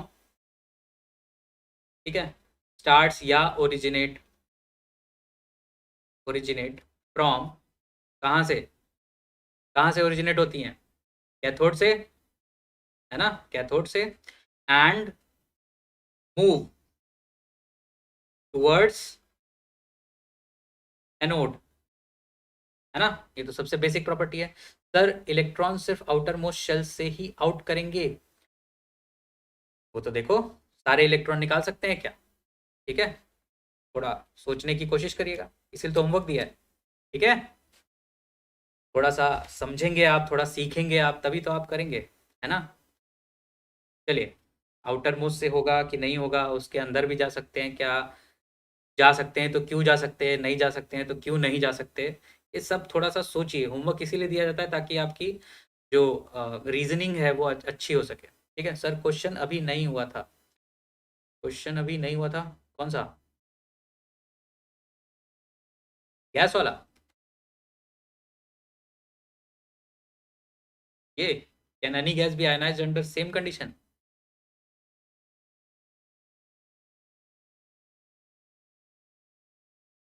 नोट कर लो, जल्दी कर लो।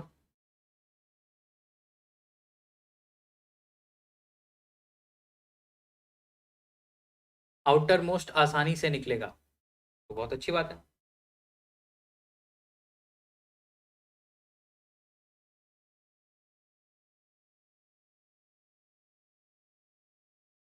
ये चैप्टर ही इसी बारे में है, ठीक है, कि कौन सा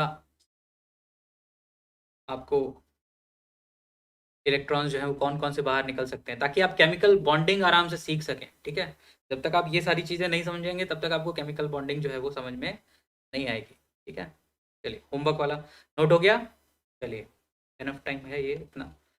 ठीक, तो पहली चीज़, पहली प्रॉपर्टी क्या निकल के आई सामने हमारे, कि इट स्टार्ट्स या originate from cathode and move towards anode, है ना, यही हुआ है, पहली प्रॉपर्टी है। हमने देखा था क्या हुआ, ये हमारा नेगेटिव इलेक्ट्रोड था, ये हमारा पॉजिटिव इलेक्ट्रोड था। ठीक है, और इलेक्ट्रॉन कहाँ मूव किया है, कैथोड से निकला और एनोड की तरफ गया। ठीक है, चलिए इससे फिजिक्स के चैप्टर का भी रिवीजन हो जाएगा, बिल्कुल होगा, फिजिक्स ही है ना। कुछ चीज़ें यहाँ पे फिजिक्स वाली हैं, कुछ चीज़ें यहाँ पे केमिस्ट्री वाली हैं। ठीक है, जैसे क्वांटम नंबर्स हैं, वो हमारा सर O2 और N2 का सेम होगा H2 के, नहीं, हो भी सकता है नहीं भी हो सकता है, थोड़ा सोचेंगे तो हो जाएगा, है ना। इलेक्ट्रॉन जो है हमारा कैथोड से निकला था और एनोड की तरफ गया, तो ये हमारी पहली प्रॉपर्टी हुई। ठीक है, दूसरी प्रॉपर्टी हमने क्या देखी, कि वो विजिबल नहीं थे, कब तक, जब तक हमने फ्लोरेसेंट मटेरियल यूज नहीं किया था स्क्रीन के ऊपर। ठीक है, तो they are not visible, they are not visible. ठीक है, this is very important. Same मतलब सिमिलर से था मेरा, हाँ, रिएक्शन में इलेक्ट्रॉन तो निकलेगा ही ना, इलेक्ट्रॉन निकल रहा है और वो किसकी तरफ जा रहा है, एनोड की तरफ जा रहा है, बस ये सिमिलरिटी है। अब कितना निकलेगा क्या निकलेगा वो आप बताएंगे हमें। ठीक है, चलिए, they are not visible until we put some fluorescent material। ठीक है, ये हमारी दूसरी प्रॉपर्टी थी। ठीक है, दे आर नॉट विजिबल, वो विजिबल नहीं है, कब तक, जब तक हम एक फ्लोरोसेंट मटेरियल को स्क्रीन पे नहीं डालते। जब डालेंगे और वो उसको हिट करेगा तो क्या होगा, एक ब्राइट स्पॉट जनरेट होगा। ठीक है, कलर मत बोलिएगा, ठीक है, ब्राइट स्पॉट बोलिएगा। ठीक है, कलर बोलेंगे तो आप हो सकता है कभी फंस जाएं। ठीक, तो ये हो गया हमारा सेकेंड प्रॉपर्टी। ठीक है, चलिए थर्ड प्रॉपर्टी की तरफ चलते हैं अपन। थर्ड प्रॉपर्टी क्या है, सेकेंड हो गया होगा उम्मीद करता हूँ। 2 electron for oxygen, 3 electron for nitrogen, बिल्कुल जैसा भी आपको समझ में आए वैसा करिए। ठीक है, तो पहली प्रॉपर्टी हो गई होगी, मुझे उम्मीद करता हूँ ऐसा आपने लिख लिया होगा, है ना। चलिए सेकंड प्रॉपर्टी ये रखी है हमने, अब इसको नोट करते रहिए, साथ में थर्ड प्रॉपर्टी के बारे में सीखते रहिए। ठीक है, थर्ड प्रॉपर्टी ये है कि दे travel with very high velocity, very high velocity. ठीक है, एसी वोल्टेज अप्लाई करेंगे क्या सर, वही हमने वोल्टेज के बारे में बात की। ठीक है, अब आप एसी लगाइए डीसी लगाइए, जो बैटरी है वो किस तरह का वोल्टेज देती है वो आप फिजिक्स में सीखते ही हैं। ठीक है, तो वो आप समझिए। ठीक है, यहाँ पे वो केमिस्ट्री वाली चीज़ें नहीं है, ये फिजिक्स वाली चीज़ें हैं। ठीक है, प्लीज़ डिफ्रेंशिएट करना सीखे। एसी लगाइए डीसी लगाइए, डीसी लगाएंगे तो ज़्यादा आसानी हो जाएगी आपको, है ना। और जहाँ तक मैं ये मानता हूँ कि जब इलेक्ट्रिसिटी का आविष्कार हुआ था उस समय तो डीसी ही था, है ना। एसी तो जब टेस्ला सर आए थे तब उन्होंने एसी के बारे में बात बताई थी हमें। ठीक, चलिए, तो they travel with very high velocity. ठीक, तो जब हाई वेलोसिटी से ट्रेवल करता है कोई ऑब्जेक्ट, ठीक है, तो वो याद रखिए हमेशा स्ट्रेट लाइन या स्ट्रेट मूव करता है। ठीक है, अनटिल एंड अनलेस कोई फील्ड उसके ऊपर अप्लाई की गई हो। ठीक है, they travel with very high velocity and in straight line. ठीक है, एंड इन स्ट्रेट लाइन। ठीक, कब तक, स्ट्रेट लाइन में कब तक ट्रेवल करेगा, सिर्फ इसी के लिए, हाई वेलोसिटी के लिए कंडीशन नहीं बता रहा हूं मैं। ठीक है, that is more of a physics वाला टॉपिक। ठीक है, फिजिक्स के बारे में हम लोग यहाँ पे बात नहीं करेंगे, हम लोग बात कर रहे हैं सिर्फ केमिस्ट्री के बारे में, और हमें कैथोड रे के बारे में बात करनी है सब। ठीक है, तो स्ट्रेट लाइन में कब तक मूव करेगा, जब तक until and unless there is no electric और मैग्नेटिक फील्ड। ठीक है, तो जब तक इलेक्ट्रिक या मैग्नेटिक फील्ड या दोनों अप्लाई नहीं कर दी जाती तब तक वो स्ट्रेट लाइन में ही ट्रेवल करता रहेगा। ठीक है, किस तरह से ट्रेवल करता है, अगर इलेक्ट्रिक या मैग्नेटिक फील्ड अप्लाई हुई, ठीक है, तो हाई वेलोसिटी तो है, ठीक है, वेलोसिटी इसकी अराउंड होती है 10⁻⁷ सेंटीमीटर पर सेकेंड। ठीक है, this is around, not equal. ठीक है, ये इक्वलिटी का साइन यहाँ पे नहीं होगा, हो गया। ठीक है, दिस इज अराउंड।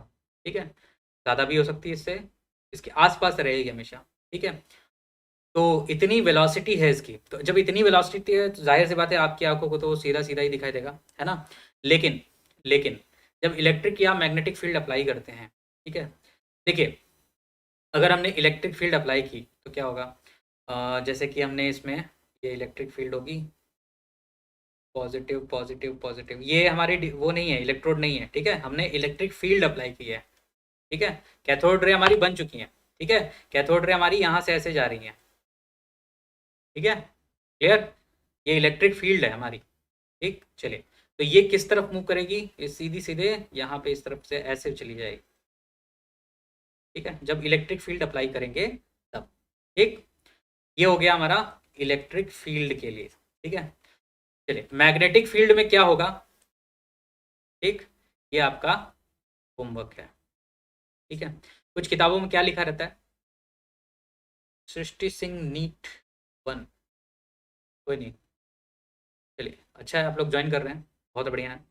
तो मैग्नेटिक फील्ड में क्या होगा, ये आपका होमवर्क है। ठीक है, इलेक्ट्रिक फील्ड में क्या होगा ये हमने बता दिया, जो कैथोड रे थी वो पॉजिटिव, जो हमारा इलेक्ट्रिक फील्ड का पॉजिटिव वाला हिस्सा है उसकी तरफ मूव कर जाएंगे, निगेटिव वाले की तरफ नहीं जाएंगे। ठीक है, मैग्नेटिक फील्ड में क्या होगा वो आपको होमवर्क है। ठीक है, किताबों में क्या लिखा रहता है, they will behave same as negative particle behave under electric and magnetic field. ठीक है सर, फिर से बताइए please repeat. Velocity very high, 10⁻⁷ centimetre पर सेकेंड, ये इसका ऑर्डर है। तो 2 × 10⁻⁷, 3 × 10⁻⁷, 4 × 10⁻⁷, इस तरह की वेलोसिटी होगी इसकी। तो ये स्ट्रेट लाइन में ट्रेवल कर रहा है, कब तक करेगा, जब तक कोई इलेक्ट्रिक या मैग्नेटिक या दोनों ही अप्लाई न की जाए उसकी पाथ में। ठीक है, स्टार्क इफेक्ट, कोई दिक्कत नहीं, ये सब बात की बातें हैं। ठीक है, जितना बताया जाए उतना समझिए। ठीक है, जब स्टार्क इफेक्ट आएगा तब स्टार्क इफेक्ट की बात करेंगे। ठीक है, अभी नहीं, पहले बेसिक चीज़ें समझिए। ठीक, तो इलेक्ट्रिक या मैग्नेटिक फील्ड जब तक अप्लाई नहीं की जाती वो किस में ट्रेवल करेंगे, स्ट्रेट लाइन में ट्रेवल करेगा। कौन ट्रेवल करेगा, कैथोड रे ट्रेवल करेगा। ठीक है, लेकिन जैसे ही इलेक्ट्रिक या मैग्नेटिक फील्ड अप्लाई की जाती है तो उनकी पाथ जो होती है वो थोड़ी सी चेंज हो जाती है, वो स्ट्रेट लाइन नहीं होती है। ठीक है, तो स्ट्रेट लाइन नहीं होती तो कैसी होती है, तो जब इलेक्ट्रिक फील्ड अप्लाई की हमने, ठीक है, ये हमारी क्या है, कैथोड रेज हैं, दीज आर कैथोड रेज। ठीक, कैथोड रेज को अप्लाई, सॉरी, कैथोड रेज को हमने क्या किया, इलेक्ट्रिक फील्ड में, ये पॉजिटिव है ये नेगेटिव है, इनके बीच में क्या होगा, एक इलेक्ट्रिक फील्ड जनरेट हुई होगी। इस फील्ड में जब हम इनको लेके जाते हैं तो कैथोड रेज किसकी तरफ बेंड कर जाती है, पॉजिटिव वाले की तरफ बेंड कर जाती है। ठीक है, और नेगेटिव वाले से दूर हो जाती है। ठीक है, तो अगर हमने मैग्नेटिक फील्ड अप्लाई की, ठीक है, अगर हमने मैग्नेटिक फील्ड अप्लाई की तो किस तरह से वो मूव करेंगी, वो आपका होमवर्क है। ठीक है, ये हमारा सेकेंड होमवर्क है। पहला होमवर्क क्या था हमारा, O2 और N2 के लिए रिएक्शन लिखना। ठीक है, दूसरा होमवर्क क्या होगा हमारा, जो सॉरी मैग्नेटिक फील्ड में कैथोड रे किस तरह से ट्रैवल करेगा उसके बारे में पता करना। ठीक है, थोड़ा सा आप पढ़ेंगे, थोड़ा सा आप सीखेंगे तो आपको समझ में आ जाएगा कि ये किस तरह से होता है। ठीक है, फिजिक्स है थोड़ी सी, इसलिए हम लोग यहाँ पे इसको डिस्कस नहीं कर रहे हैं। अगर आपको डाउट आता है तो हम आपको बिल्कुल समझाएंगे, कोई दिक्कत नहीं है यहाँ पे। ठीक है, चलिए, यहाँ तक जिसको जिसको समझ में आया है यस स्पैम कर दीजिए चैट में, अगर आपको समझ में आ रहा है तो फटाफट।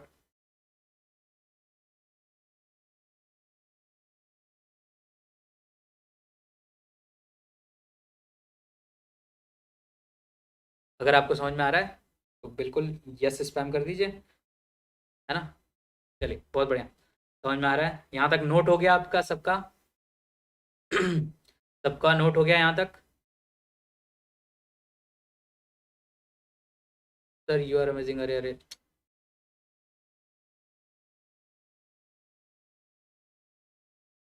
चलिए, उम्मीद कर रहा हूँ मैं आपने यहाँ तक सब कुछ नोट कर लिया होगा, ठीक है।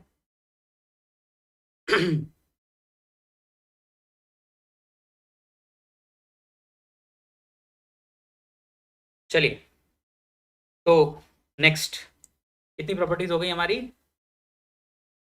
3 है ना। फोर्थ प्रॉपर्टी, फोर्थ प्रॉपर्टी ये है, दे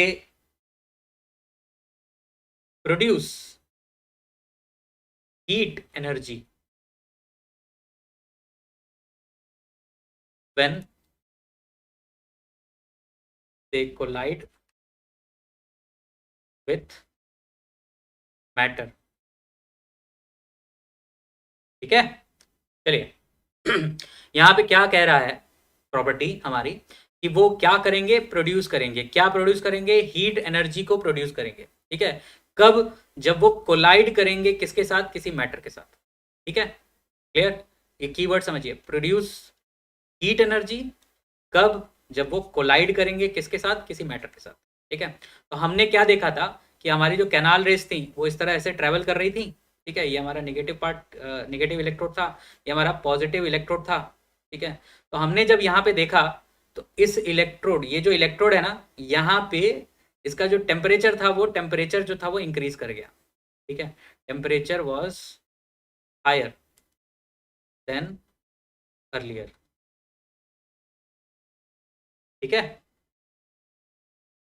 when we got the solution of homework, homework का सोल्यूशन नेक्स्ट लेक्चर में आपको मिलेगा, ठीक है। चलिए, temperature was higher than earlier, ठीक। टेम्परेचर जो यहाँ पे था पहले, ये एक्सपेरिमेंट शुरू होने से पहले, ठीक है। तो बाद में जब टेम्परेचर देखा गया तो ये इलेक्ट्रोड का टेम्परेचर जो था वो बढ़ गया। जे थॉमसन सर ने इलेक्ट्रॉन की खोज की, या कैथोड रे, या दोनों? खोज उन्होंने कैथोड रे की थी बेसिकली, लेकिन बाद में ये पता चला कि जो कैथोड रे था वही इलेक्ट्रॉन था। कैथोड रे में सिर्फ और सिर्फ इलेक्ट्रॉन ही थे, ठीक है, और कुछ नहीं था, ठीक। तो टेम्परेचर जो था यहाँ पे बढ़ गया। कब? जब हमने एक्सपेरिमेंट शुरू किया था उसके कंपैरिजन में जब बंद किया तो देखा कि टेम्परेचर बढ़ गया। इससे हमने ये पता लगा लिया कि हीट जो है वो यहाँ पे इवॉल्व हो रही थी, ठीक है। चलिए, तो हीट इवॉल्व कैसे हुई? इसके लिए आपको कंजर्वेशन आना चाहिए, है ना। ये हमने कोई एक मैटर का हिस्सा लिया, ठीक है। हमने क्या किया, इस पे कैनाल रेस को हिट कराया, ठीक है। तो इनकी एक वेलोसिटी है, ये बहुत ही हाई वेलोसिटी से मूव कर रही है। अभी हमने देखा इनकी प्रॉपर्टी है ये, है ना, high velocity canal rays, sorry cathode rays, cathode rays, ठीक। तो जब हाई वेलोसिटी कैथोड रेज यहाँ पे इस मैटर से टकराएंगी तो बाद में जो हमारी कैथोड रेज निकल रही हैं उनकी वेलोसिटी लोअर होगी, लोअर वेलोसिटी कैथोड रेज, है ना। मतलब 10⁻⁷ वाली जो कंडीशन थी वो नहीं होगी, उससे थोड़ी सी कम हो जाएगी, है ना। तो जब कम हो रही है तो यहाँ पे इसके पास जो काइनेटिक एनर्जी थी, ठीक है, अगर हम बोलें कि काइनेटिक एनर्जी 1 और यहाँ पे काइनेटिक एनर्जी 2 है, ठीक है, तो जाहिर सी बात है कि kinetic energy 1 is greater than kinetic energy 2। तो इस डिफरेंस को, हमेशा हमें पता है कि एनर्जी जो होती है वो कंजर्व होती है ना। Energy should be conserved, energy should be conserved. तो जब कंजर्वेशन हो रहा है तो कहाँ ये एनर्जी जो है वो कहाँ गई? एनर्जी कहाँ गई? एनर्जी गई टेम्परेचर को इंक्रीज करने में, ठीक है। तो kinetic energy 1 is equals to kinetic energy 2 plus heat, ठीक है। क्लियर? ये समझ में आया? बोलिए, कितने लोग को ये समझ में आया? जो काइनेटिक एनर्जी थी 1 वाली वो ज़्यादा थी, फिर काइनेटिक एनर्जी 2 आई जो कि बाद में हुई, मैटर से टकराने के बाद पेनिट्रेट कर गई उसको, है ना। और पेनिट्रेट करने के बाद उसकी काइनेटिक एनर्जी थी 2, लेकिन पेनिट्रेशन के टाइम पे उसकी वेलोसिटी क्या हो गई? कम हो गई। अब वो वेलोसिटी जो कम हुई है, काइनेटिक एनर्जी जो कम हुई है, वो किस में कन्वर्ट हुई होगी? हीट एनर्जी में, है ना। तो अगर हम कंजर्वेशन ऑफ एनर्जी लगाएंगे तो हम देखेंगे काइनेटिक एनर्जी 1 जो है वो काइनेटिक एनर्जी 2 प्लस हीट हो जाएगी। क्लियर है? ये कंसेप्ट आपको समझ में आया?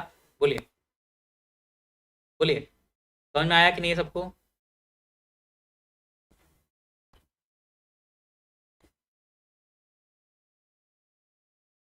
पता है? अगर इसमें कोई डाउट है तो पूछ लीजिए। सर ऑफलाइन क्लास कब से चलेगी? बेटा ऑफलाइन क्लास, देखिए कोई भी चीज़, ये समझिए कि कोई भी इंस्टीट्यूट जो है वो तब चलेगा जब ऑर्डर्स आएंगे, है ना? तो ऑर्डर जब आएगा तो बिल्कुल चलेगा। ठीक है, फिर से बताएं। अच्छा ठीक है, समझिए हमने क्या कहा। देखिए प्रॉपर्टी को पहले समझिए, प्रॉपर्टी का जो स्टेटमेंट है वो समझिए। ठीक है, इन्होंने ये कहा कि वो क्या करते हैं, वो हीट एनर्जी को प्रोड्यूस करते हैं। ठीक है, जब वो किसी चीज से टकराते हैं। ठीक है, तो दो चीजें हैं, हीट एनर्जी प्रोड्यूस हो रही है जब वो टकरा रहे हैं। ठीक है, तो हमने इसको टकराया। ठीक है, हमने इसको टकराया, ये क्या है हमारा, ये हमारा मैटर है। ठीक है, कोई प्लेट है या कुछ है, कुछ भी समझिए। ठीक है, तो हमने उसमें हाई वेलोसिटी की जो कैथोड रेस हैं उसको उस पर टकराया। ठीक है, चलिए, तो जब ये टकराई तो ये हमारी प्लेट थी, इस पे हमने टकराया तो यहां से भी तो कुछ निकला होगा कैथोड रेस, है ना? तो जो पहले थी उनकी काइनेटिक एनर्जी थी Ke1। ठीक है, जो निकल गई यहां से, ठीक है, उनकी काइनेटिक एनर्जी थी Ke2। ठीक है, तो हमने देखा कि काइनेटिक एनर्जी 1 जो है वो ज्यादा है किसके कंपैरिजन में, काइनेटिक एनर्जी 2 पे। मतलब जितनी काइनेटिक एनर्जी से ये टकरा रही थी उससे कम एनर्जी से ये निकल रही थी। ठीक है, ये चीज समझ में आ गई? चलिए, तो जब ये हुआ तो यहाँ पे एक चीज हमें समझ में आती है कि एक एनर्जी जो होती है वो कंजर्व होती है। आप बचपन से सीख रहे हैं कि energy can not be destroyed, ठीक है, नॉर बी क्रिएटेड। ठीक है, ना वो क्रिएट किया जा सकती है ना वो उसको डिस्ट्रॉय किया जा सकता है, सिर्फ वो एक फॉर्म से दूसरे फॉर्म में ट्रांसफॉर्म की जा सकती है। तो जब हमने देखा कि काइनेटिक एनर्जी जो अंदर गई और जो बाहर आई उसके बीच में डिफरेंस है, इसका मतलब कहीं ना कहीं एनर्जी जो है वो कंज्यूम हुई होगी। अब वो एनर्जी किस में कंज्यूम हुई होगी, तो वो हीट एनर्जी के रूप में कंज्यूम हुई होगी। ठीक है, तो हमने एक इक्वेशन बना ली कि Ke1 मतलब जिस एनर्जी से ये टकराया, ठीक है, is equals to kinetic energy जितनी निकली, निकलने वाली इसकी जो काइनेटिक एनर्जी थी, प्लस इसका जो टेम्परेचर इंक्रीज हुआ होगा उसमें जो हीट एनर्जी है उसका सम को हम लोग बोल दिए कि वो किसके बराबर होगा, काइनेटिक एनर्जी 1 के बराबर होगा। यानी कि जब भी वो टकराएंगी तो ये जो सरफेस है ये गर्म हो जाएगी, है ना? हीट इवॉल्व हो रही है, इसका मतलब टेम्परेचर बढ़ जाएगा और वो गर्म हो जाएगी। क्लियर है? समझ में आया कि नहीं? किसी को कोई डाउट है तो पूछ लीजिए।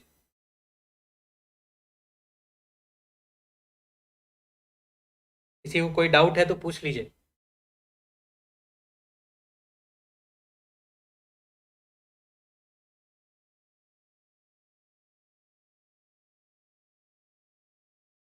सर आज की दोनों क्लास आप ही लेंगे? अभी एक ही लेंगे? ठीक है, दो दो क्लास कैसे होगा?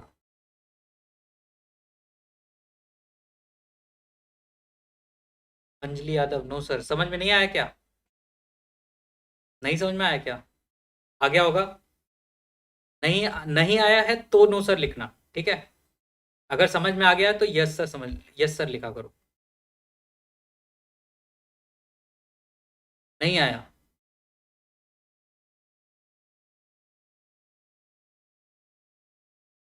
आ गया सर। चलिए, तो ये एक प्रॉपर्टी हो गई। ठीक है, कितनी प्रॉपर्टी थी? 4 प्रॉपर्टी थी। चलिए अब हम लोग चलते हैं यहाँ पे 5th प्रॉपर्टी की तरफ। ठीक है, नोट कर लिया सबने? कोई दिक्कत इसमें? नोट करना है तो कर लीजिए, अगर नोट करना है तो कर लीजिए।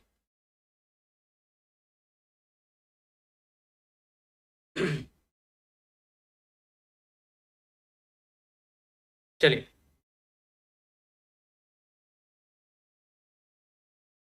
तो हम लोग चलते हैं अब 5th प्रॉपर्टी की तरफ। ठीक है, तो 5th प्रॉपर्टी जो कि हमने बहुत सबसे पहले सीखी यहाँ पे, वो है कि दे कैन आयोनाइज गैस।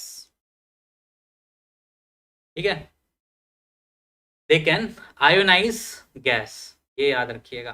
ठीक है, ये किसी भी गैस को आयोनाइज कर सकती है।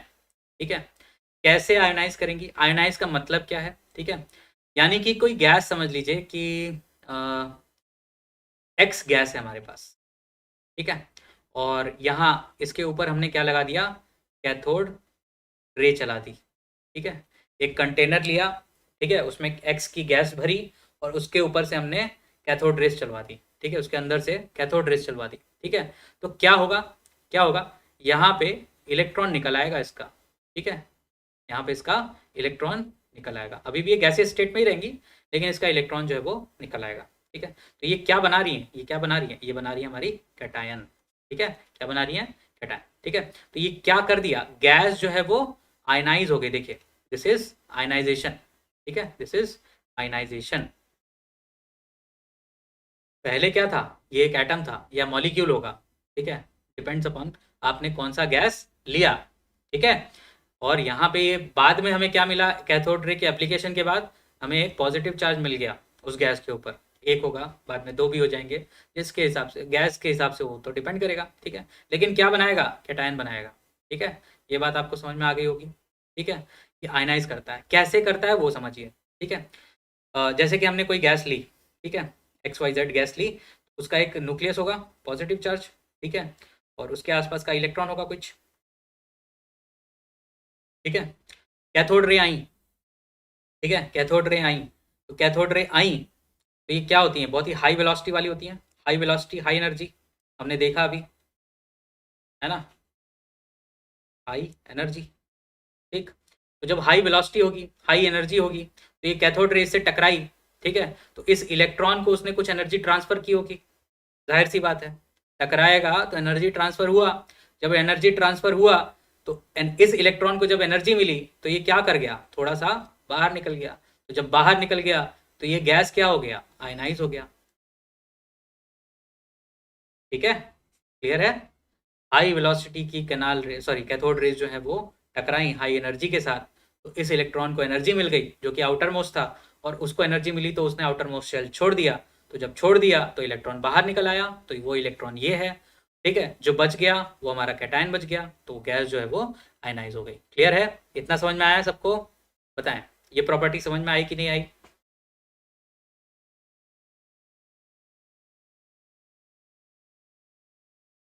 बोलिए ये प्रॉपर्टी क्या समझ में आई कि नहीं आई, नहीं आई होगी तो नो सर लिखिएगा, ठीक है, और अगर समझ में आ गई तो यस सर लिखिए, ठीक है। क्या हुआ यहाँ पे, अगेन, ठीक है, अगेन ये समझ लो क्या हुआ, ये हमारी गैस है, ठीक है, ये हमारी गैस है, इसके पास एक न्यूक्लियस होगा, ठीक, और इसके पास एक इलेक्ट्रॉन होगा, इस इलेक्ट्रॉन से हमारी ये जो कैथोड रेस थी जो कि हाई वेलोसिटी और हाई एनर्जी वाली रेस थी, वो इससे टकराई, किससे, इस इलेक्ट्रॉन से टकराई, इस इलेक्ट्रॉन को उन्होंने कुछ एनर्जी दी, ठीक है, कुछ एनर्जी दी, तो जब एनर्जी दी तो ये बाहर, क्योंकि इसके पास एनर्जी थी, आउटर मोस्ट था, इसके ऊपर कम फोर्स ऑफ अट्रैक्शन था, तो जैसे ही इस इलेक्ट्रॉन को एनर्जी मिली, ये एनर्जी को लेके बाहर निकल गया और ये इलेक्ट्रॉन बन गया, ठीक है। अब बच क्या गया हमारे पास, ये पॉजिटिव चार्ज वाली गैस बन गई, तो ये आयनाइज हो गई गैस, ठीक है। तो गैस को आयनाइज कर देता है हमारा कैथोड रेस, ठीक है। ओंकार प्रसाद नो सर, नहीं समझ में आया, अभी भी नहीं समझ में आया, फिर से लिख दो, अगर नो सर नहीं नहीं समझ में आया हो तो फिर से नो सर लिख दो। कैटायन मीन मतलब पॉजिटिव चार्ज, पॉजिटिव चार्ज वाला जो आयन होता है उसको हम लोग बोलते हैं कैटायन, ठीक है। सर जब कैथोड आई तो वो न्यूक्लियस से मिलकर न्यूट्रल हो सकती है, पेनिट्रेट कर देती है बेटा, ठीक है, पेनिट्रेट कर देती है,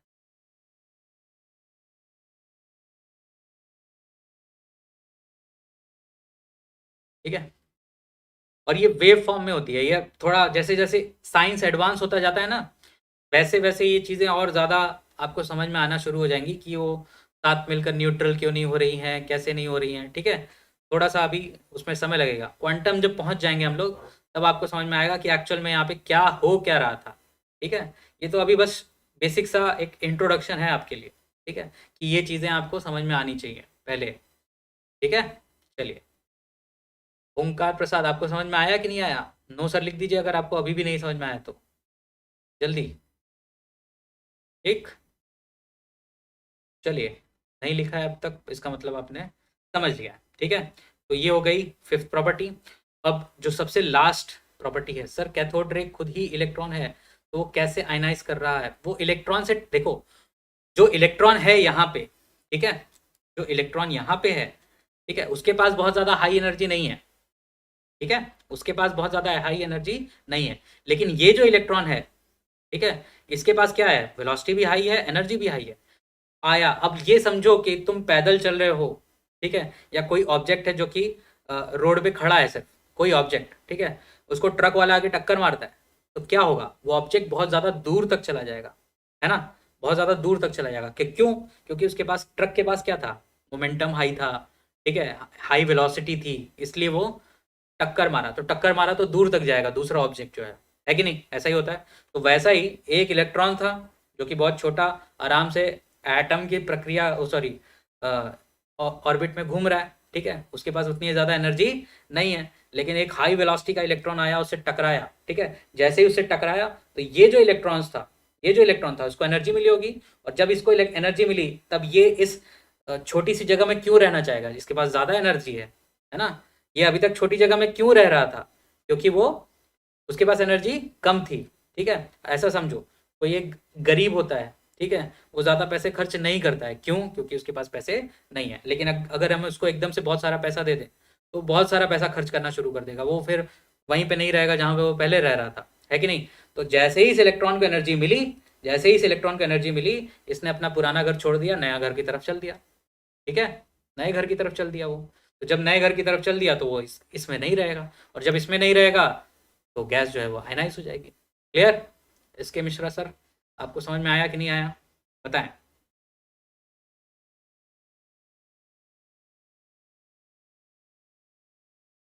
नहीं समझ में आया तो बताइए जल्दी।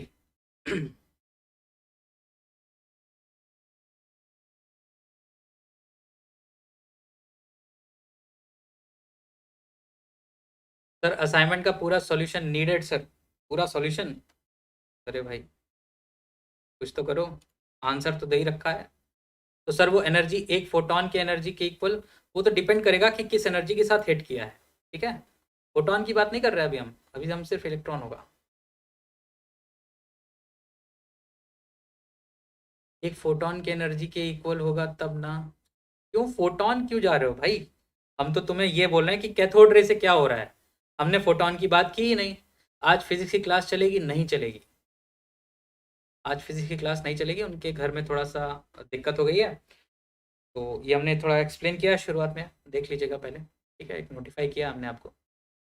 हमने फोटोन की बात की ही नहीं है यहाँ पे, हमने तो यहाँ पे कैथोड रे की बात की है। अब उसमें एनर्जी कितनी है, मोमेंटम कितना है, इसके बारे में भी हम नहीं बोल रहे हैं, हम तो ये बोल रहे हैं कि हाई एनर्जी हाई वेलोसिटी है उसकी, ठीक है, आया, टकराया, निकाल के लेके गया, ठीक है, और जो बच गया वो हमारी आयनाइज थी गैस, ठीक है। फोटोन से यहाँ पे मतलब नहीं है, फोटोन से, हम फोटोन की हम बात ही नहीं कर रहे हैं, फोटोन की बात तो हम जब करेंगे तब करेंगे, अभी तो हमने फोटोन की बात ही नहीं की, ठीक है। आ गया सर, चलिए, बहुत बढ़िया। फिफ्थ प्रॉपर्टी हो गई, सिक्स्थ, सिक्स्थ और बहुत ही इंपॉर्टेंट, बहुत ही इंपॉर्टेंट। असाइनमेंट कंप्लीट हो गया है पर कुछ क्वेश्चन नहीं सॉल्व हो रहा है, जो क्वेश्चन सॉल्व नहीं हो रहे हैं वो आप हमें व्हाट्सएप करिए, ठीक है, हम आपको बताएंगे किस तरह से होगा वो, ठीक। चलिए, तो सिक्स्थ और लास्ट प्रॉपर्टी जो कि बहुत ही इंपॉर्टेंट है, ठीक है, the nature, the nature of, okay sir, ठीक है, the nature of cathode rays is independent, independent of, ठीक है, पहला नेचर ऑफ कैथोड, ठीक है, और दूसरा नेचर ऑफ गैस, ठीक है, नेचर ऑफ कैथोड एंड दूसरा नेचर ऑफ गैस, किसके अंदर, इन द डिस्चार्ज ट्यूब, ठीक, डिस्चार्ज ट्यूब के अंदर, ठीक, जो हमने गैस ली है, जो हमने कैथोड लिया है, जो मटेरियल लिया होगा, उससे हमें कोई मतलब नहीं है। ठीक है, सबसे कैथोड रे का जो नेचर है वो एक जैसा ही आएगा। क्लियर है? ये स्टेटमेंट समझ में आया? ठीक है। अब जैसे हमने आपको बोला कि H2 से क्या हुआ, H2 से रिएक्शन हुआ था, 2H प्लस बनाया प्लस 2 इलेक्ट्रॉन बनाया, है ना? तो क्या इलेक्ट्रॉन अलग निकला है? कोई अलग क्वालिटी का इलेक्ट्रॉन है यहाँ पे? नहीं, जो इलेक्ट्रॉन है वो यही वही इलेक्ट्रॉन निकला होगा, है ना? अगर O2 देखेंगे उससे भी इलेक्ट्रॉन निकलेगा, है ना? N2 देखेंगे उससे भी इलेक्ट्रॉन निकलेगा, जिसका आप होमवर्क करने वाले हैं। ठीक है, तो इसलिए इसका रिएक्शन हम अभी यहाँ पे नहीं लिख रहे हैं। तो इलेक्ट्रॉन, ये इलेक्ट्रॉन, ये इलेक्ट्रॉन, ये इलेक्ट्रॉन, क्या सभी इलेक्ट्रॉन एक ही हैं? क्या सभी इलेक्ट्रॉन एक ही हैं? सबकी क्वालिटी एक ही है ना? सबकी क्वालिटी एक है, all are same, all are same. तो अगर आप कोई भी गैस लीजिए, चाहे H2 हो, चाहे O2 हो, चाहे N2 हो, चाहे हीलियम हो, ठीक है, नियॉन हो, कोई भी लीजिए, ठीक, उस केस में जो कैथोड रे डेवलप हो रही है, जो कि किससे बनी हुई है? इलेक्ट्रॉन से बनी हुई है ना? तो वो उसका नेचर कैसा होगा? सेम होगा, हमेशा बराबर होगा। तो नेचर ऑफ गैस पे वो डिपेंड नहीं करेगा। ठीक है। अब जो हमने कैथोड की बात की है, तो इलेक्ट्रोड होगा वो कोई। तो चाहे आप कार्बन लीजिए, है ना, चाहे आप एल्यूमिनियम लीजिए, ठीक, चाहे आप मैग्नीज लीजिए, चाहे आप मैग्नीशियम लीजिए, ठीक है, मैग्नीशियम तो नहीं ले पाएंगे खैर, लेकिन अगर ले लेते हैं, चले किसी कंडीशन में ले लिया, ठीक है, तो उस कंडीशन में आप देखेंगे कि जो इलेक्ट्रॉन निकल रहे हैं, क्या वो अलग होंगे? नहीं, सबका इलेक्ट्रॉन सेम ही होगा, है ना? उस कंडीशन में भी, क्योंकि यहाँ पे जो पॉजिटिव चार्ज हमने लगा रखा है, सॉरी नेगेटिव चार्ज, है ना, हमने यहाँ पे क्या लगाया है? नेगेटिव चार्ज, गैसेस, है ना, नेगेटिव चार्ज। ये इलेक्ट्रॉन किसकी तरफ मूव किए थे? पॉजिटिव चार्ज की तरफ, ठीक, ये इलेक्ट्रॉन इस तरफ मूव किए थे, है ना, कुछ इसी तरह का हुआ था। तो ये जो हमारा कैथोड है, दिस इज कैथोड, तो क्या हम कार्बन लिए तो क्या कोई अलग इलेक्ट्रॉन निकलेगा? नहीं। क्या हमने एल्युमिनियम लिया तो कोई अलग इलेक्ट्रॉन निकलेगा? नहीं। ठीक है, तो हर केस में चाहे आप कोई भी कैथोड रखिए, तो हर केस में आपका इलेक्ट्रॉन तो वही निकलेगा। चाहे आप कोई सी भी गैस लीजिए तो भी इलेक्ट्रॉन वही निकलेगा। ठीक है, तो कैथोड रे की जो प्रॉपर्टी थी, ठीक है, जो नेचर था, वो इंडिपेंडेंट था। मतलब जितना भी हमने अभी तक प्रॉपर्टीज पढ़ी है ना, वो इस पे डिपेंड नहीं करती कि कौन सा कैथोड है और कौन सा गैस है। ठीक है, वो सिर्फ इस पे डिपेंड करती हैं कि आपने वोल्टेज कितना अप्लाई किया था, आपने प्रेशर कितना अप्लाई किया था, और उसको आप किस इलेक्ट्रिक फील्ड में लगा रहे हैं, किस मैग्नेटिक फील्ड में लगा रहे हैं। ठीक है, क्लियर है? क्या ये प्रॉपर्टी आप सभी को समझ में आई? अगर आप प्रॉपर्टी समझ में आई है तो यस स्पैम कर दीजिए। ठीक है, फटाफट। अगर आपको समझ में आ गया है तो स्पैम कर दीजिए यस। अगर कोई डाउट है तो पूछिए।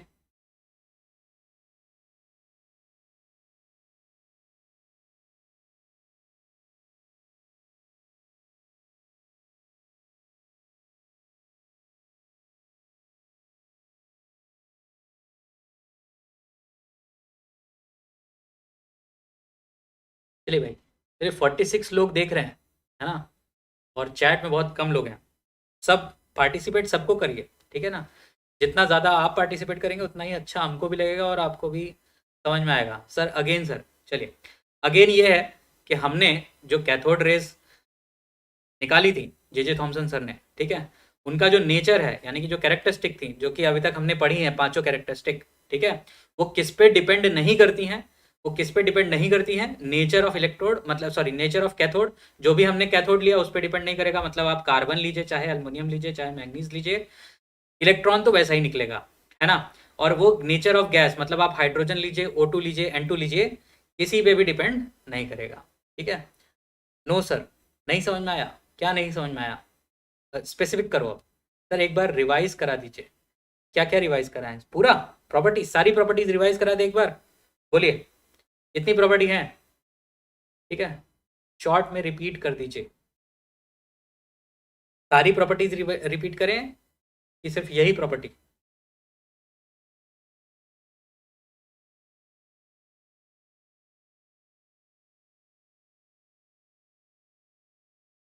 सारी प्रॉपर्टीज, है ना? चलिए सर 6 नंबर फिर से सर, रुकिए फिर से आते हैं, है ना, पूरा हो जाएगा अपना। ठीक, तो सबसे पहली चीज हमने क्या की है वो देखते हैं अपन। ठीक है, सबसे पहले हमने देखा था कि डिस्चार्ज ट्यूब हमने बनाया। ठीक, जब डिस्चार्ज ट्यूब बनाया था तो उसमें क्या हुआ था, उसमें हमने एक high pressure sorry low pressure condition बनाई थी और उसके साथ एक हाई वोल्टेज का सोर्स दिया था। ठीक है, जब हमने ये किया तो क्या हुआ था कि जो इलेक्ट्रॉन था वो एनोड की तरफ खींचा चला आया था और जो न्यूक्लियस था वो हमारा कैथोड की तरफ, जो बचा हुआ बेसिकली न्यूक्लियस नहीं, बचा हुआ जितना भी चीज़ था वो कैथोड की तरफ खींचा हुआ चला आया। ओनली 6 सबको चाहिए, ठीक है, 6 तक आ ही जाएंगे सब पढ़ेंगे तो। इसके बाद क्या हुआ, हमने ये देखा था कि लो प्रेशर क्यों अप्लाई किया गया था। लो प्रेशर इसलिए अप्लाई किया गया ताकि जो गैस के बीच में डिस्टेंस हो वो बहुत ज़्यादा हो। ठीक है, और हाई वोल्टेज क्यों यूज़ किया गया था, ताकि फोर्स ऑफ अट्रैक्शन जो कि इलेक्ट्रोड्स लगाएंगे इलेक्ट्रॉन और न्यूक्लियस के ऊपर वो ज़्यादा हो जाए, है ना। ठीक, तो जब ये ड्रिफ्ट अपार्ट हुए, एक साथ गए, ठीक है, अलग अलग गए, सॉरी एक साथ नहीं, तो हमने क्या किया था, पीछे एक जिंक सल्फाइड की स्क्रीन लगा दी थी, जो कि क्या होती है, फ्लोरोसेंट मटेरियल होता है। और फ्लोरोसेंट मटेरियल क्या होता है, जब भी उस पर चार्ज पार्टिकल हिट करता है तो वो एक ब्राइट स्पॉट जो है वो प्रोड्यूस करता है। क्लियर हो गया इतना, है ना। ये किसने किया था, जे थॉमसन सर ने किया था। ठीक है, और इसको नाम क्या दिया, कैथोड रे। ठीक है, फिर हमने देखा था एक रिएक्शन H2 का। ठीक, रिएक्शन तो समझ में आ ही गया होगा, इसमें तो कोई डाउट नहीं है ना। आपको होमवर्क भी दे दिया था हमने बाकी का। सर अगली क्लास किसकी है आपको पता है क्या, अगली क्लास आज नहीं होगी क्योंकि फिजिक्स वाले सर की घर में थोड़ी सी दिक्कत हो गई है। ठीक है, तो पूरी कोशिश करेंगे कि हम लोग कल फिजिक्स की क्लास भी करवा दें और साथ में केमिस्ट्री भी करवा दें। ठीक है, तो चिंता मत करिए, बिल्कुल होगी, क्लास होगी। ठीक, फिर इलेक्ट्रिकल डिस्चार्ज में क्या क्या कंडीशंस थी वो हमने देखा था। फिर हमने देखा था कि can any gas be ionise under same condition, तो बिल्कुल, अगर हाई वोल्टेज और लो प्रेशर की कंडीशन दी जाएंगी तो बिल्कुल आयनाइज की जाएंगी उसको। ठीक है, होमवर्क दिया आपको। प्रॉपर्टीज़, पहली प्रॉपर्टी ये थी कि कहाँ से शुरू होती है वो, कैथोड से शुरू होती है। हमने पहले ही देखा कैथोड से शुरू होती है, एनोड की तरफ जाती है, इसीलिए इसको हम लोग क्या बोलते हैं, कैथोड रेज। ठीक है, ये हमारी पहली प्रॉपर्टी थी। चलिए दूसरी प्रॉपर्टी क्या थी, कि ये खुद विजिबल नहीं होती है, लेकिन जब भी हम कोई फ्लोरोसेंट मटेरियल यूज करते हैं तो हमें दिखाई देती है। क्यों, क्योंकि फ्लोरोसेंट मटेरियल क्या होता है, जब भी कोई चार्ज पार्टिकल हिट करता है तो उसके ऊपर ब्राइट स्पॉट डेवलप होता है। ठीक है, ये सेकंड प्रॉपर्टी है, इसीलिए हमने जिंक सल्फाइड की स्क्रीन लगाई थी एनोड के पास, है ना। क्लियर है। सर बायोलॉजी की क्लास नहीं चल रही है, चलेगी, उसका उनका भी सेटअप बन रहा है, उनका जब सेटअप बन जाएगा तो बायोलॉजी की क्लास भी शुरू हो जाएगी, है ना। थोड़ा सा, सर इसकी पीडीएफ मिल जाएगी, अरे बाप रे, पीडीएफ मिलेगी, थोड़ा सा हम बात करते हैं। पीडीएफ अवेलेबल हो गई है, जब वो पब्लिश हो जाएगी तो आपको दे दी जाएगी। ठीक है। इसके बाद they travel with very high velocity. ठीक है, हाई वेलोसिटी के साथ चलेंगे वो। ठीक, और स्ट्रेट लाइन में चलते हैं। कब तक चलते हैं, जब तक आप इलेक्ट्रिक या मैग्नेटिक फील्ड उसके पास अप्लाई नहीं करते हैं। इलेक्ट्रिक फील्ड अप्लाई करते हैं तो वो पॉजिटिव की तरफ बेंड हो जाती है। मैग्नेटिक फील्ड में क्या होगा, ये आपका होमवर्क है। ठीक है, इसके बाद फोर्थ प्रॉपर्टी थी कि वो प्रोड्यूस करते हैं क्या, हीट एनर्जी। ठीक, कब, जब वो कोलाइड करते हैं किसी के साथ। ठीक है, क्यों करते हैं, क्योंकि काइनेटिक एनर्जी जो होती है वो कम हो जाती है, वेलोसिटी कम हो जाती है, जिसकी वजह से काइनेटिक एनर्जी कम होती है। और एनर्जी क्या होनी चाहिए, कंजर्व होनी चाहिए, तो एनर्जी किसके रूप में निकलती है, हीट के रूप में निकलती है। ठीक है, तो ये हो गई हमारी फोर्थ प्रॉपर्टी। फिफ्थ प्रॉपर्टी ये थी कि दे कैन आयनाइज गैस। ठीक है, जब भी किसी गैस से वो टकराती हैं तो उसको आयनाइज कर देती हैं। सॉल्यूशन की of assignments in PDF form. Sir solution की, अच्छा सॉल्यूशन चाहिए तुमको, ऐसा बोलो ना, सबका, वेरी गुड। इतना पढ़ाने का क्या मतलब फिर, है ना। देखिए सॉल्यूशन करिए, आंसर मैच कर रहा है कि नहीं वो देखिए। ठीक है, हर पेज का स्क्रीनशॉट ग्रुप पे सेंड कर दीजिएगा।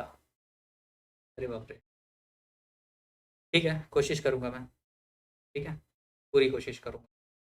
चलिए,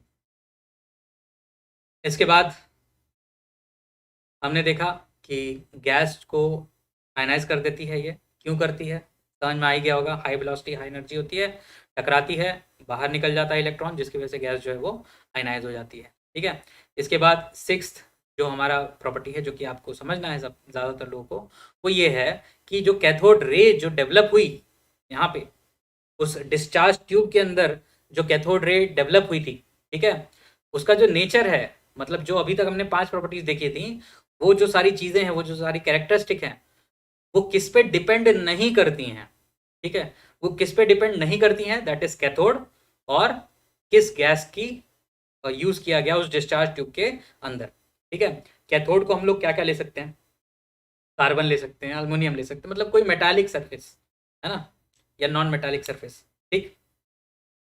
कुछ भी लिया, जैसे कार्बन ले लिया हमने, बेसिक सबसे इलेक्ट्रोड, सबसे बेसिक इलेक्ट्रोड है। सर आंसर की ऑफ असाइनमेंट, आंसर दिए है बेटा असाइनमेंट के अंदर, देखो क्वेश्चन के बाद ब्रैकेट में जो लिखा हुआ है दैट इज आंसर, ठीक है। क्वेश्चन के बाद जो ब्रैकेट में लिखा हुआ है वो आंसर है, ठीक है। आंसर की तो वही है, ठीक। सॉल्यूशन चाहिए तो वो एक अलग चीज़ है ना। अगर आपको सॉल्यूशन चाहिए तो वो एक अलग चीज़ है, आंसर तो है उसमें, ठीक है। द नेचर ऑफ जो कैथोड रे हैं, ठीक है, अगर हम कार्बन यूज करते हैं और एल्युमिनियम यूज करते हैं, ठीक है, या कोई और सब्सटेंस यूज करते हैं, उसकी वजह से क्या कैथोड रे का कैरेक्टरिस्टिक चेंज होगा? बिल्कुल नहीं चेंज होगा, वो वैसा ही काम करेगा, ठीक है। जो नेचर ऑफ गैस है, मतलब उस डिस्चार्ज ट्यूब के अंदर फुल सॉल्यूशन चाहिए। सब क्वेश्चन का सॉल्यूशन मत बोलो, जो जो टफ लगे उनकी एक लिस्ट बना लो, मुझे दे दो, मैं आपको सॉल्यूशन दे दूंगा, ठीक है। अब सारे क्वेश्चन तो टफ नहीं है आई गेस, है ना, सारे क्वेश्चन तो टफ नहीं है, तो जो क्वेश्चन आपको टफ लग रहे हैं उनकी एक लिस्ट बना दीजिए, उनका मैं सॉल्यूशन आपको प्रोवाइड कर सकता हूँ, उतना मैं कर दूंगा, सबका मत मांगिए। अब 80-90 सॉल्यूशन, क्वेश्चन का सॉल्यूशन बनाते कौन रहेगा, ठीक है। चलिए नेचर ऑफ गैस, यानी कि अगर हम O2 लें, H2 लें, N2 लें, तो क्या कैथोड रे चेंज हो जाएंगी? नहीं चेंज होंगी, क्यों? क्योंकि उसमें से निकल तो वही रहा है जो कि इलेक्ट्रॉन है ना। तो ये क्या 6 प्रॉपर्टी आप लोग को समझ में आई? अब बताएंगे 6 प्रॉपर्टी समझ में आई कि नहीं आई, बताइए। अगर आ गई हो तो यस सर स्पैम कर दीजिए फटाफट।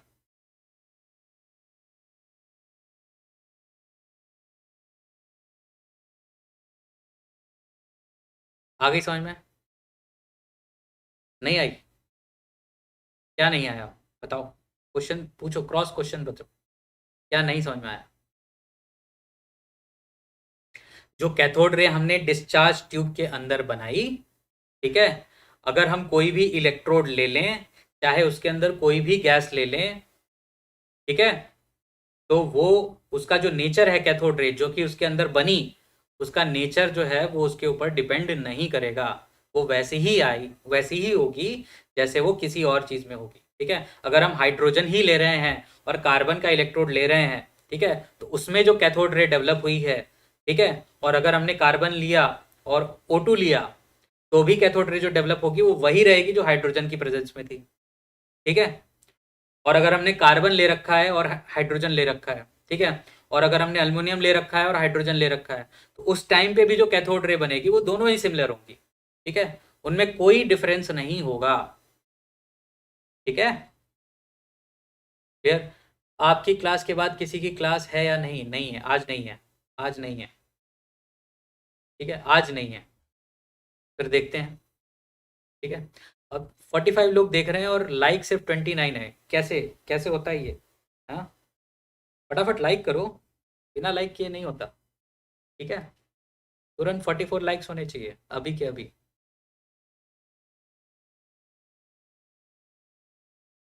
ठीक है। चलिए तो इतना आपको समझ में आ गया, मतलब ये CMN का रॉड है कैथोड का। हाँ, कार्बन हो सकता है, मैंगनीज हो सकता है, ठीक है, एल्युमिनियम हो सकता है, ठीक है, वो इलेक्ट्रोड के ऊपर डिपेंड कर रहा है, ठीक है, हमने इलेक्ट्रोड कौन सा लिया है, ठीक है। अरे 39 हो गया, बहुत बढ़िया, चलिए,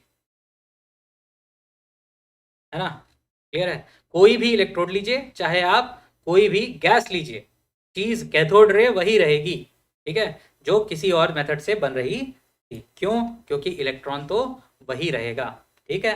चलिए, इतना क्लियर हो गया होगा अब, है ना। आज क्लास को थोड़ा लंबा कर लेते हैं, थोड़ा सा, है ना, ताकि ये इलेक्ट्रॉन वाला टॉपिक जो है वो कंप्लीट हो जाए, ठीक है। तो इतना सब कुछ जे थॉमसन सर ने निकाल दिया, ठीक है। तो जब इतना सारा चीज़ निकाला तो उसके बाद कैलकुलेशन तो किया होगा ना, एक्सपेरिमेंट हुआ है ना, तो कैलकुलेशंस भी हुए होंगे, ठीक। चलिए, तो जब एक्सपेरिमेंट हुआ, ठीक, और जो कैलकुलेशंस हुई तो उनके अब कैलकुलेशंस का पोर्शन भी हमें समझना चाहिए। चलिए, एक डिसलाइक भी हो गया, बहुत बढ़िया, कोई दिक्कत नहीं है, हो जाने दीजिए। जिसको नहीं समझ में आ रहा है तो वो पूछ सकता है, ठीक है। चलिए, चार्ज टू मास, जो उन्होंने कैलकुलेट किया था वो था हमारा चार्ज अपॉन मास का रेशियो, ठीक है। दिस इज वेरी इंपॉर्टेंट, ठीक है। उन्होंने क्या कैलकुलेट किया था? उन्होंने कैलकुलेट किया था चार्ज अपॉन मास का रेशियो। चलिए, दो डिसलाइक हो गए, बहुत बढ़िया, बहुत बढ़िया। चलिए, ठीक है, चार्ज टू मास रेशियो ये उन्होंने डेवलप किया था, ठीक है। तो उन्होंने क्या किया, उन्होंने अलग अलग गैसेस के लिए भी किया, ठीक है, और अलग अलग इलेक्ट्रोड्स के लिए भी किया, ठीक है। अब देखिए, यहाँ पे जो चार्ज और मास, इसका जो रेशियो है वो किसका है, ठीक है। दैट इज, उन्होंने जो फाइंड आउट किया था वो ये था, चार्ज को हमने डिनोट करते हैं ई से, और मास को हम लोग डिनोट करेंगे एम से, तो ठीक है। तो चार्ज अपॉन मास रेशियो जब भी हम बात करेंगे तो यहाँ पे हम लोग लिखेंगे ई बाई एम, ठीक है। तो ये जो ई बाई एम इन्होंने निकाला, किसके लिए निकाला? तो कैथोड रे के लिए निकाला था, याद रखिएगा, कैथोड रे के लिए निकाला। एनोड रे की बात अभी नहीं कर रहे हैं, पॉजिटिव वाले की बात नहीं कर रहे हैं, हम लोग किसकी बात कर रहे हैं अभी? कैथोड रे की बात कर रहे हैं। तो जब ई बाई एम निकाला, ठीक है, ठीक, तो ये इज इंडिपेंडेंट। इंडिपेंडेंट मतलब इस पे डिपेंड नहीं करता है, इस पे डिपेंड नहीं करेगा, ठीक है। Independent of nature of gas taken, ठीक है। चाहे हम कोई भी गैस ले लें, चाहे हम कोई भी गैस ले लें, ठीक है, तो ई बाई एम का जो रेशियो है, यानी कि चार्ज अपॉन मास का जो रेशियो है वो इंडिपेंडेंट था।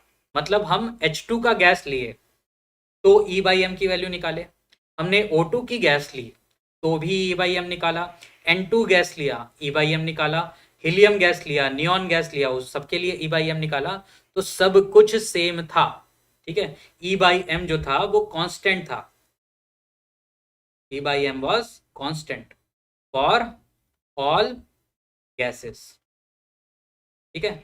ये स्टेटमेंट आपको समझ में आया कि नहीं आया? बोलिए, ये कैलकुलेटिव है। प्रक्रिया गैस पे, गैस पे भी मतलब,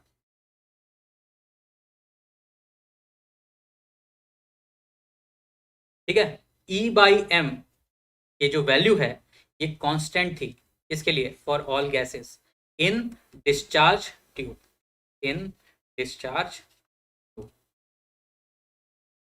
इतना समझ में आया? बोलिए, ये कैलकुलेशन है, ये दिस इज नॉट थ्योरेटिकल, ठीक है। हाँ, इनर्ट गैस के लिए भी, बिल्कुल इनर्ट गैस के लिए भी, अगर हम इनर्ट गैस को एक हाई वोल्टेज लो प्रेशर की कंडीशन में डालते हैं और उसके पास इलेक्ट्रोड हैं तो वो भी आयनाइज कर जाएगा और हमारा कैथोड रे जो है वो निकलेगा, ठीक है, सबके लिए निकलेगा, ठीक है। दिस इज एक्सपेरिमेंटल, ठीक है, दिस इज एक्सपेरिमेंटल। हमने कैरेक्टरिस्टिक भी तो यही पढ़ी है ना, charge and mass ratio of electron, नहीं, charge and mass ratio of cathode ray. अभी हम इसको इलेक्ट्रॉन बोल ही नहीं रहे, ठीक है, इसको हम इलेक्ट्रॉन बोल ही नहीं रहे, अभी हम बोल रहे हैं इसको कैथोड रे, ठीक है। जे थॉमसन सर ने कैथोड रे बोला है, ठीक है। देखिए, नहीं आया सर। देखिए, हमने सिक्स प्रॉपर्टी क्या पढ़ी थी कि जो नेचर है कैथोड रे का वो इंडिपेंडेंट है, किसके? नेचर ऑफ इलेक्ट्रोड और नेचर ऑफ गैस, यही था ना, यही हमारी सिक्स प्रॉपर्टी थी। तो वही चीज तो है यहाँ पे भी, है ना। उस नेचर को उन्होंने एक वैल्यू में निकाला, ठीक है, और वो वैल्यू क्या थी? चार्ज और मास का रेशियो, चार्ज और मास का रेशियो था ये, ठीक है। तो यही वैल्यू, ये क्या है हमारा? एक तरह से नेचर ही तो हुआ, ठीक है, एक्सपेरिमेंटल नेचर है ये, ठीक। तो एक्सपेरिमेंटली उन्होंने यही फाइंड आउट किया कि जो ई बाई एम की जो वैल्यू थी वो सब गैसेस के लिए सेम थी अगर वो डिस्चार्ज ट्यूब में है और उस कंडीशन में लगाई गई हैं तो, ठीक है। क्लियर हुआ इतना? बोलिए, इतना समझ में आया कि नहीं आया?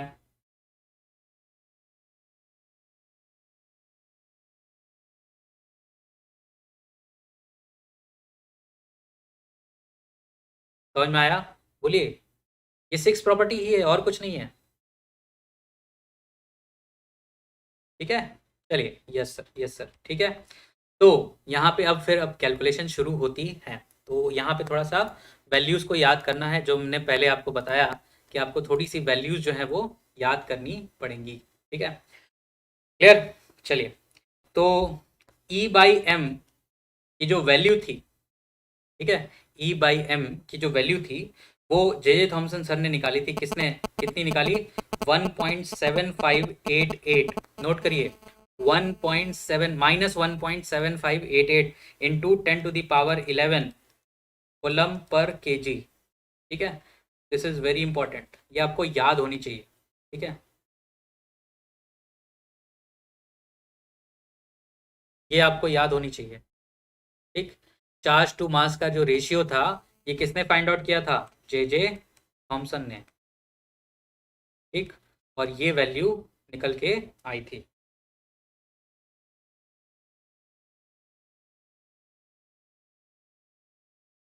ठीक, -1.7588 इंटू 10⁻11 कोलम पर केजी। ठीक है, देखिए चार्ज क्या होता है? कोलम में होता है ना, और मास किस में होता है? केजी में होता है, सबको पता है। तो वैल्यू क्या आएगी? कोलम पर केजी में आएगी। ई बाई एम का वैल्यू निगेटिव क्यों है? अभी पता चल रहा है, अभी पता चल रहा है। ठीक है, इसके बाद एक और एक्सपेरिमेंट हुआ जिसको हम लोग बोलते हैं मिलिकन ऑयल ड्रॉप एक्सपेरिमेंट। ठीक है, इसके बारे में हम लोग थोड़ा सा बाद में बात करेंगे, अभी नहीं। ठीक है, इसको हम लोग थोड़ा सा बाद में, इसका सेटअप क्या था, कैसे निकाला गया, ठीक है, सबकी बात करेंगे। Millikan oil drop experiment. ठीक है, इसमें क्या किया गया कि इलेक्ट्रॉन इलेक्ट्रॉन के ऊपर कितना चार्ज होता है वो फाइंड आउट किया गया।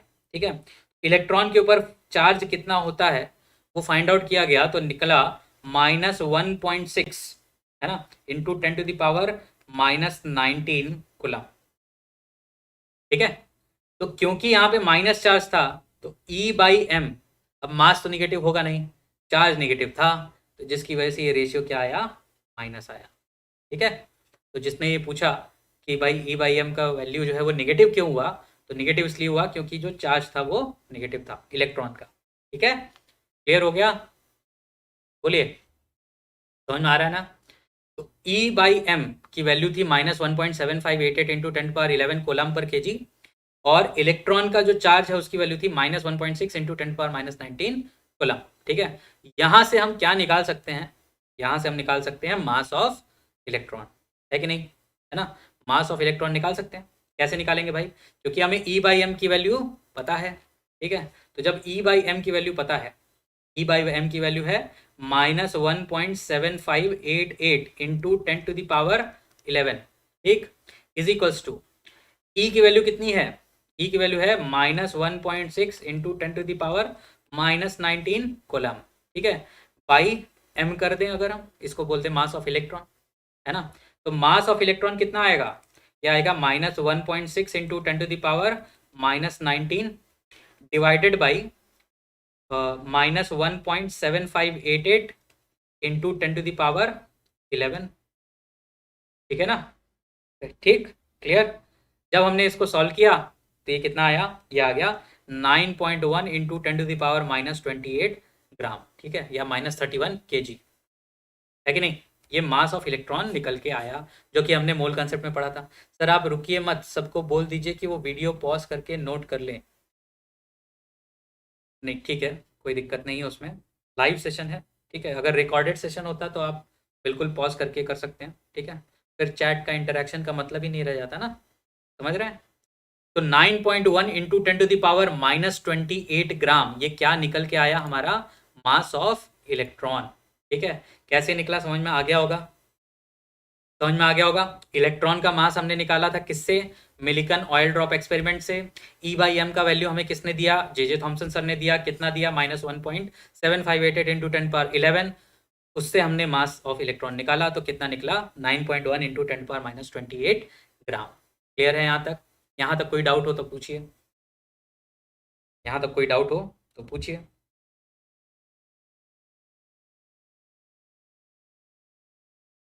समझ में आ रहा है? यस सर स्पैम कर दीजिए फटाफट, जैसे ही समझ में आए यस सर, ठीक है, जैसे ही समझ में आए यस सर स्पैम कर देना शुरू एकदम, ठीक है। चलिए बहुत बढ़िया, इतना आपको समझ में आ गया, ठीक है। तो एक कंपैरिजन करते हैं हम यहाँ पे, ठीक है, कंपैरिजन करते हैं, सब किताबों में नहीं रहता ये, ठीक है, लेकिन यहाँ पे हम कंपैरिजन करना शुरू करते हैं, ठीक है। कंपैरिजन क्या है कि हमने मास ऑफ इलेक्ट्रॉन निकाल लिया, मास ऑफ इलेक्ट्रॉन कितना आया 9.1 इंटू 10⁻⁻28 ग्राम, ठीक है। और 1 AMU इसकी भी वैल्यू हमने देखी थी कितनी होती है 1.66 इंटू 10⁻⁻24 ग्राम, ठीक है। अगर हम बोलें कि मास ऑफ इलेक्ट्रॉन इन AMU कितना होगा, तो क्या कितने लोग हैं जो निकाल सकते हैं ये, एक AMU में 1.66 इंटू 10⁻⁻24 ग्राम होते हैं, और मास ऑफ इलेक्ट्रॉन होता है 9.1 इंटू 10⁻⁻28 ग्राम, है ना। तो मास ऑफ इलेक्ट्रॉन इन AMU ये कितना होगा, जल्दी निकाल के बताइए तो, फटाफट फटाफट जल्दी से निकाल के बताइए, कितने लोग हैं ऐसे जो निकाल सकते हैं।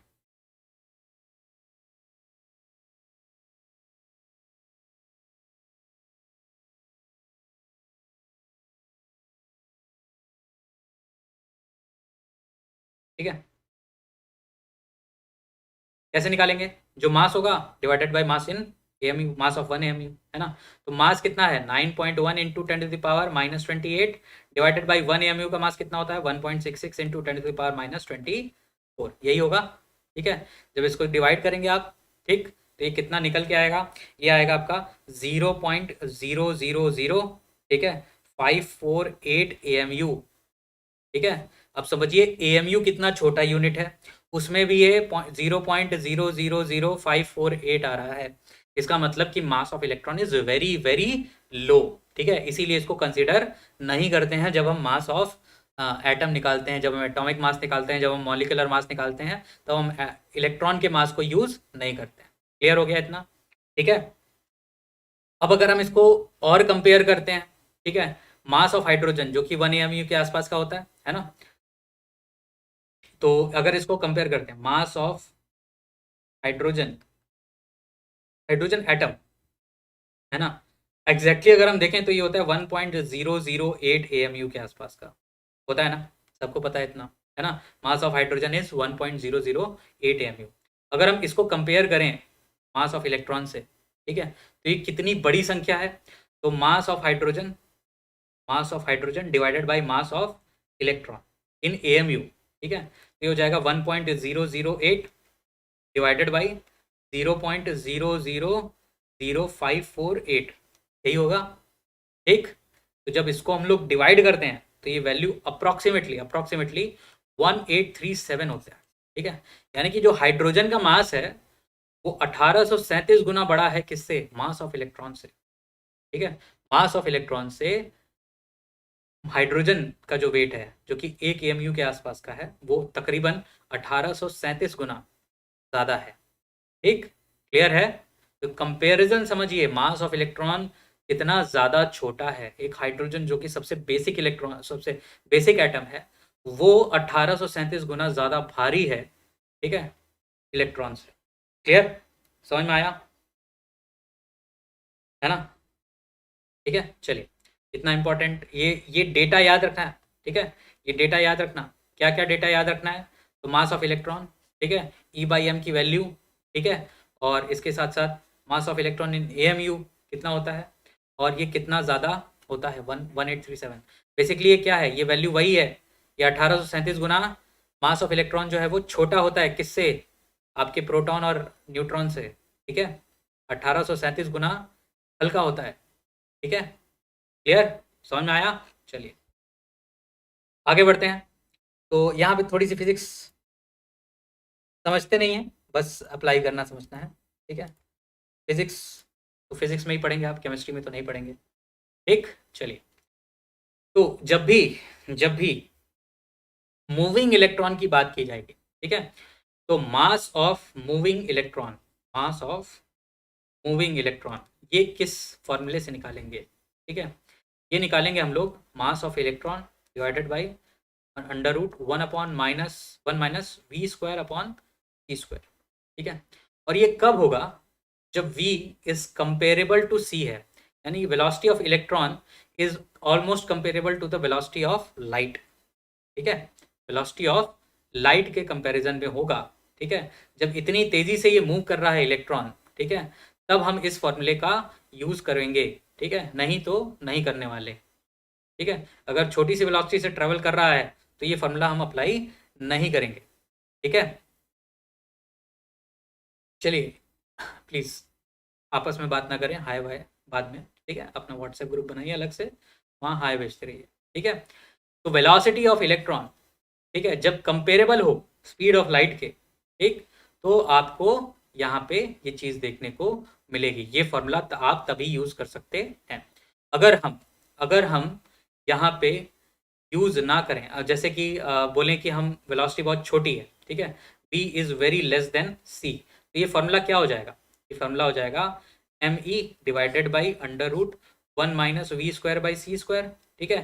तो ये जो v है ये c के कंपैरिजन में ऑलमोस्ट जीरो हो जाएगा, तो इसको हम लोग जीरो मान लेंगे, तो जीरो बाई सी स्क्वायर कितना होगा, जीरो हो जाएगा, तो ये कितना हो जाएगा me बाई अंडर रूट 1 आ जाएगा, दैट इज me। तो मास ऑफ इलेक्ट्रॉन तो चेंज होगा नहीं, कब चेंज होगा, जब वेरी हाई वेलोसिटी के साथ ये मूव कर रहा होगा, ठीक है। जैसे ही ये वेरी हाई वेलोसिटी से मूव करेगा तो हमें ये फॉर्मूला अप्लाई करना होगा। वैसे बहुत ही कम केसेस आने वाले हैं, लेकिन अगर गलती से आ जाता है तो आपको ये यूज करना पड़ेगा। इसका फॉर्मूला है ये, मास ऑफ मूविंग इलेक्ट्रॉन का फॉर्मूला है ये, ठीक है, क्लियर, ठीक। चलिए, इसमें किसी को डाउट हो फटाक से लिखिए अगर कोई डाउट है तो, ठीक है।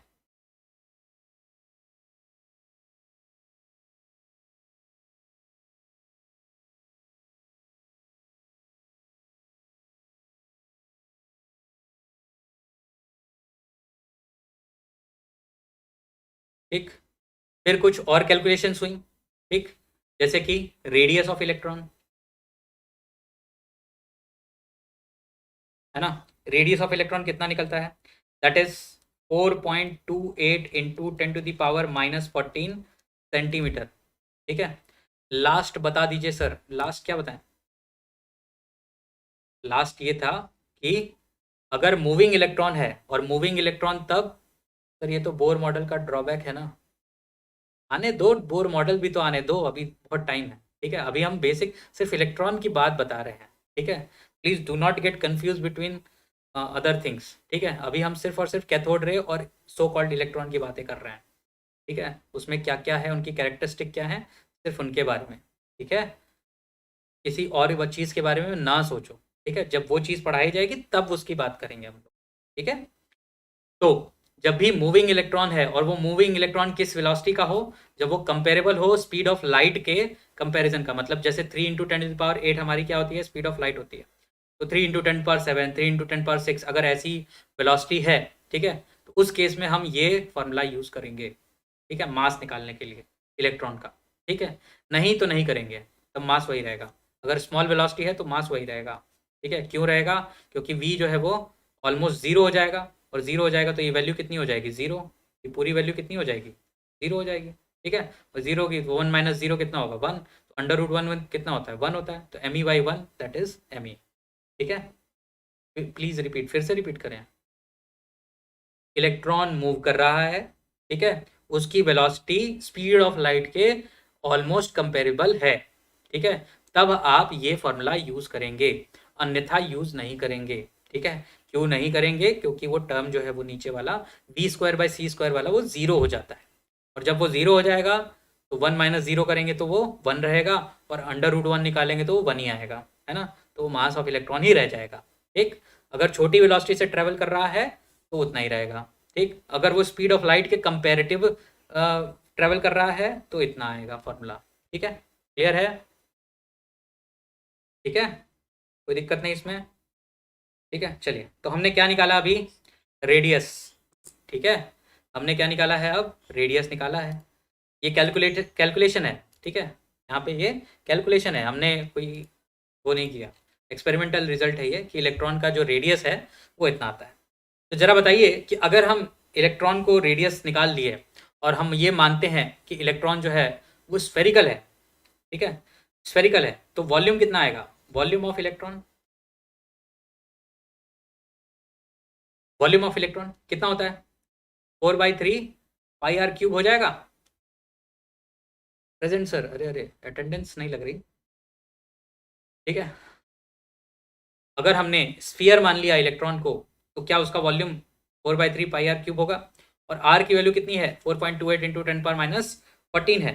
ठीक है, तो वॉल्यूम कितना आएगा 4/3 pi that is 22/7 into R cube मतलब 4.28 इंटू 10⁻14 इसका क्यूब है कि नहीं। ठीक है, तो जरा इसकी वैल्यू निकालें। इसकी वैल्यू कितने लोग निकाल सकते हैं जरा बताएं, कितने लोग निकाल सकते हैं यहाँ पे वैल्यू। कैलकुलेशन में कोई दिक्कत नहीं आएगी ऐसा कितने लोग बोल रहे हैं, फटाफट निकाल सकते हैं ना, बोलिए। इसकी वैल्यू आएगी 3.285 इंटू 10⁻40 सेंटीमीटर क्यूब। ठीक है, सेंटीमीटर क्यूब, या इसको हम लोग क्या लिख सकते हैं ml लिख सकते हैं। 1 सेंटीमीटर क्यूब इज 1 ml, हमने मोल कंसेप्ट में देखा था, है ना। तो ये हो गया हमारा वॉल्यूम ऑफ इलेक्ट्रॉन। तो देखिए इसका वॉल्यूम कितना छोटा है, कितना छोटा है वॉल्यूम। ठीक है, क्लियर। चलिए जो भी नए हैं स्ट्रीम को फिर से देख लीजिएगा। ठीक है, अगर आप लेट आए हैं तो सर अगर V एंड C कंपेरेबल हैं तो डिवाइड करने पे 1 के आसपास होगा और फिर डिनोमिनेटर में 0 होने लगेगा। बिल्कुल होगा, अगर V जो है वो C के बराबर हो जाए तो मास इनफाइनाइट हो जाता है, यही तो आइंस्टीन ने बोला है ना। यही तो आइंस्टीन ने बोला है कि अगर हम स्पीड ऑफ लाइट से ट्रैवल करते हैं तो हम इनफाइनाइट मास के हो जाएंगे। ठीक है, तो तभी वो टाइम ट्रैवल वाला चीज़ भी आ जाता है क्योंकि हम इनफाइनाइट मास के साथ घूमने लग शुरू होते हैं। ठीक है, तो कंफ्यूज ना हो, कंपेरेबल हमने बोला कंपेरेबल। ठीक है, मास बढ़ जाएगा, बिल्कुल बढ़ेगा। ठीक है, मास बढ़ने लगेगा, इसीलिए तो ये फॉर्मूला दिया गया है कि अगर हम हाई वेलोसिटी के साथ ट्रैवल करते हैं तो मास जो होता है वो इंक्रीज कर जाता है। क्यों होता है वो आप फिजिक्स में समझिएगा, यहाँ पे समझने की जरूरत नहीं है। ठीक है, तो हमने क्या निकाल लिया है यहाँ पे, वॉल्यूम ऑफ इलेक्ट्रॉन निकाल लिया है। कितना आया 3.285 इंटू 10⁻40 सेंटीमीटर क्यूब पर ml। तो हमने मास निकाल लिया, मास ऑफ इलेक्ट्रॉन कितना था 9.1 इंटू 10⁻28 ग्राम था।